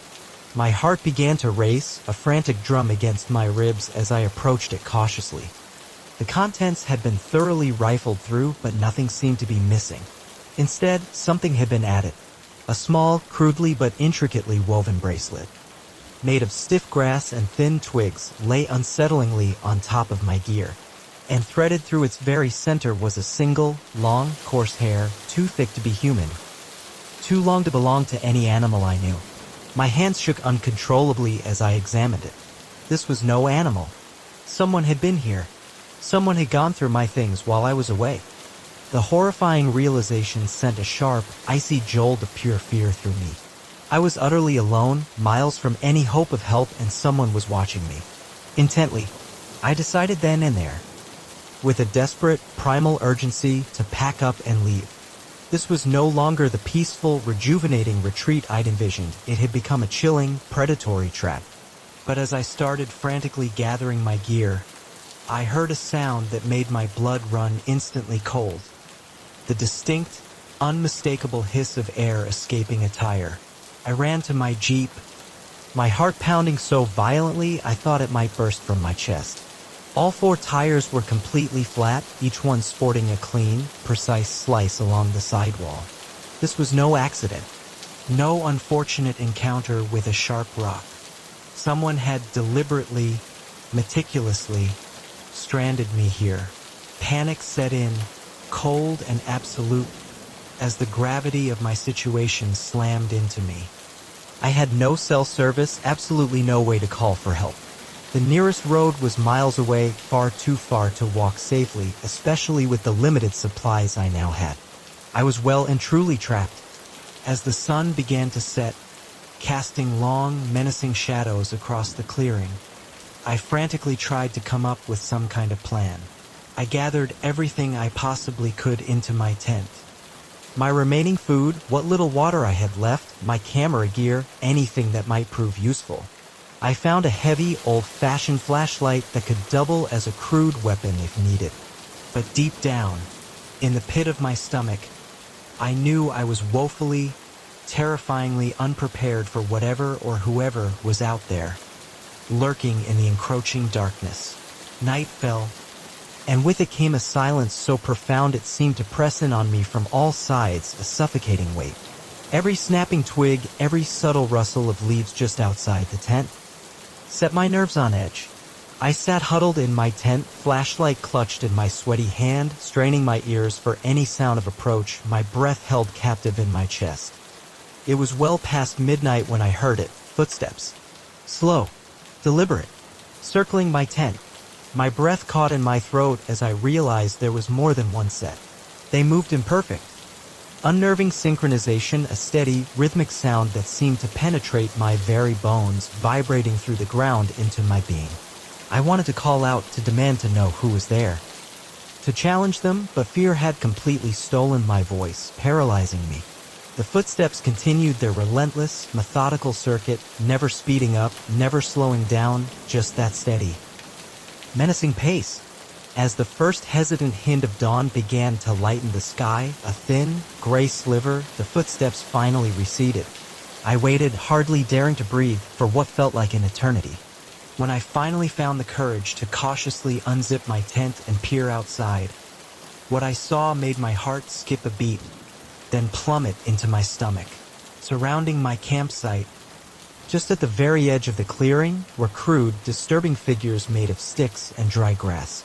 They stood about waist high, their features twisted into grotesque approximations of human faces, their empty eye sockets seeming to stare at my tent. Each one wore a bracelet identical to the one I'd found on my backpack. I stumbled back, my mind reeling, struggling desperately to comprehend. This was beyond simple vandalism or petty theft. This was something else entirely. Something I couldn't even begin to fathom.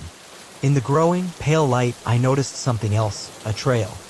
Barely visible, but undeniably there, leading away from my campsite into the dense underbrush. It hadn't been there the day before. I was certain of it. Every instinct screamed at me to stay put, to wait for help that might never come. But a deeper, more primal part of me knew, with cold clarity, that staying here, surrounded by those eerie totems, would drive me mad long before any rescue arrived. With trembling hands, I packed a small bag with my last drops of water, a few energy bars, and my trusty flashlight. I left a hastily scrawled note in my tent explaining what had happened and which direction I was heading, though I held little hope anyone would find it in time to help. The trail was rough, overgrown in places, and seemed to wind aimlessly through the vast, indifferent wilderness. But I pressed on, driven by a desperate, primal need to put as much distance as possible between myself and that nightmarish campsite. As I walked, I became acutely aware of subtle sounds in the forest around me, not the normal sounds of birds or small animals, but something else. Whispers, faint and unsettling, that seemed to come from everywhere and nowhere at once. The soft, deliberate crack of a branch breaking underfoot, always just out of sight. I walked for hours, the sun climbing high in the sky, then beginning its slow, inevitable descent. The trail never seemed to end, never led to a road or any comforting sign of civilization. As dusk approached, painting the forest in ominous shades of purple and black, I realized with growing, gut-wrenching horror that the path had led me in a giant, cruel circle. Ahead, through the dense trees, I could see my campsite, but it wasn't as I'd left it. My tent was gone, completely vanished, replaced by a larger, far more sinister structure made of rough branches and animal hides. and the crude figures had multiplied, now numbering in the dozens, all turned to face the center of the clearing where a fire burned, casting an eerie, orange glow. Gathered around that fire were people. At least, they looked like people at first glance. But as I watched, hidden deep behind a large, ancient tree, I realized there was something fundamentally, chillingly wrong about them. Their movements were too fluid, their limbs slightly too long, and their eyes, when they turned slowly, deliberately to look in my direction, glowed with an inner light that was anything but human. One of them stood, sniffing the air, its head tilted, and I knew, with a certainty that froze the blood in my veins, that I had been detected. As they began to move, slowly, purposefully, towards me, I ran. I ran like I've never run before, crashing wildly through thick underbrush, leaping desperately over fallen logs. My lungs burning with fiery agony, my legs screaming in protest. I ran until I couldn't run anymore, collapsing in a small, concealed gully as the last light faded from the sky, plunging the forest into absolute darkness. As I lay there, gasping for breath, my body convulsing with exhaustion and terror, I heard them. They were singing. A beautiful, terrible melody that seemed to come from the very earth itself, vibrating through the ground into my bones. It grew louder, closer, and I knew with absolute chilling certainty that they were coming for me. I'd like to say I faced my fate with courage. I'd like to claim that I stood my ground against the unknown, against the impossible. But the truth is, as those unearthly voices drew nearer and inhuman shapes began to emerge from the suffocating darkness, I simply closed my eyes and prayed for it to be over quickly. The next thing I remember clearly is waking up in a stark, white hospital bed, surrounded by concerned doctors and stern-faced park rangers. They told me I'd been found wandering disoriented along a highway, severely dehydrated and babbling incoherently about monsters in the woods. My campsite, when they found it, showed no signs of disturbance, no slashed tires, no stick figures, no strange structures, just an abandoned tent and a lot of unanswered questions. I know what I saw, what I experienced, but I also know that no one will ever truly believe me. Sometimes, late at night, I still hear that singing, a haunting, ethereal call beckoning me back to the wilderness. And I wonder, not for the first time, if I ever truly escaped at all.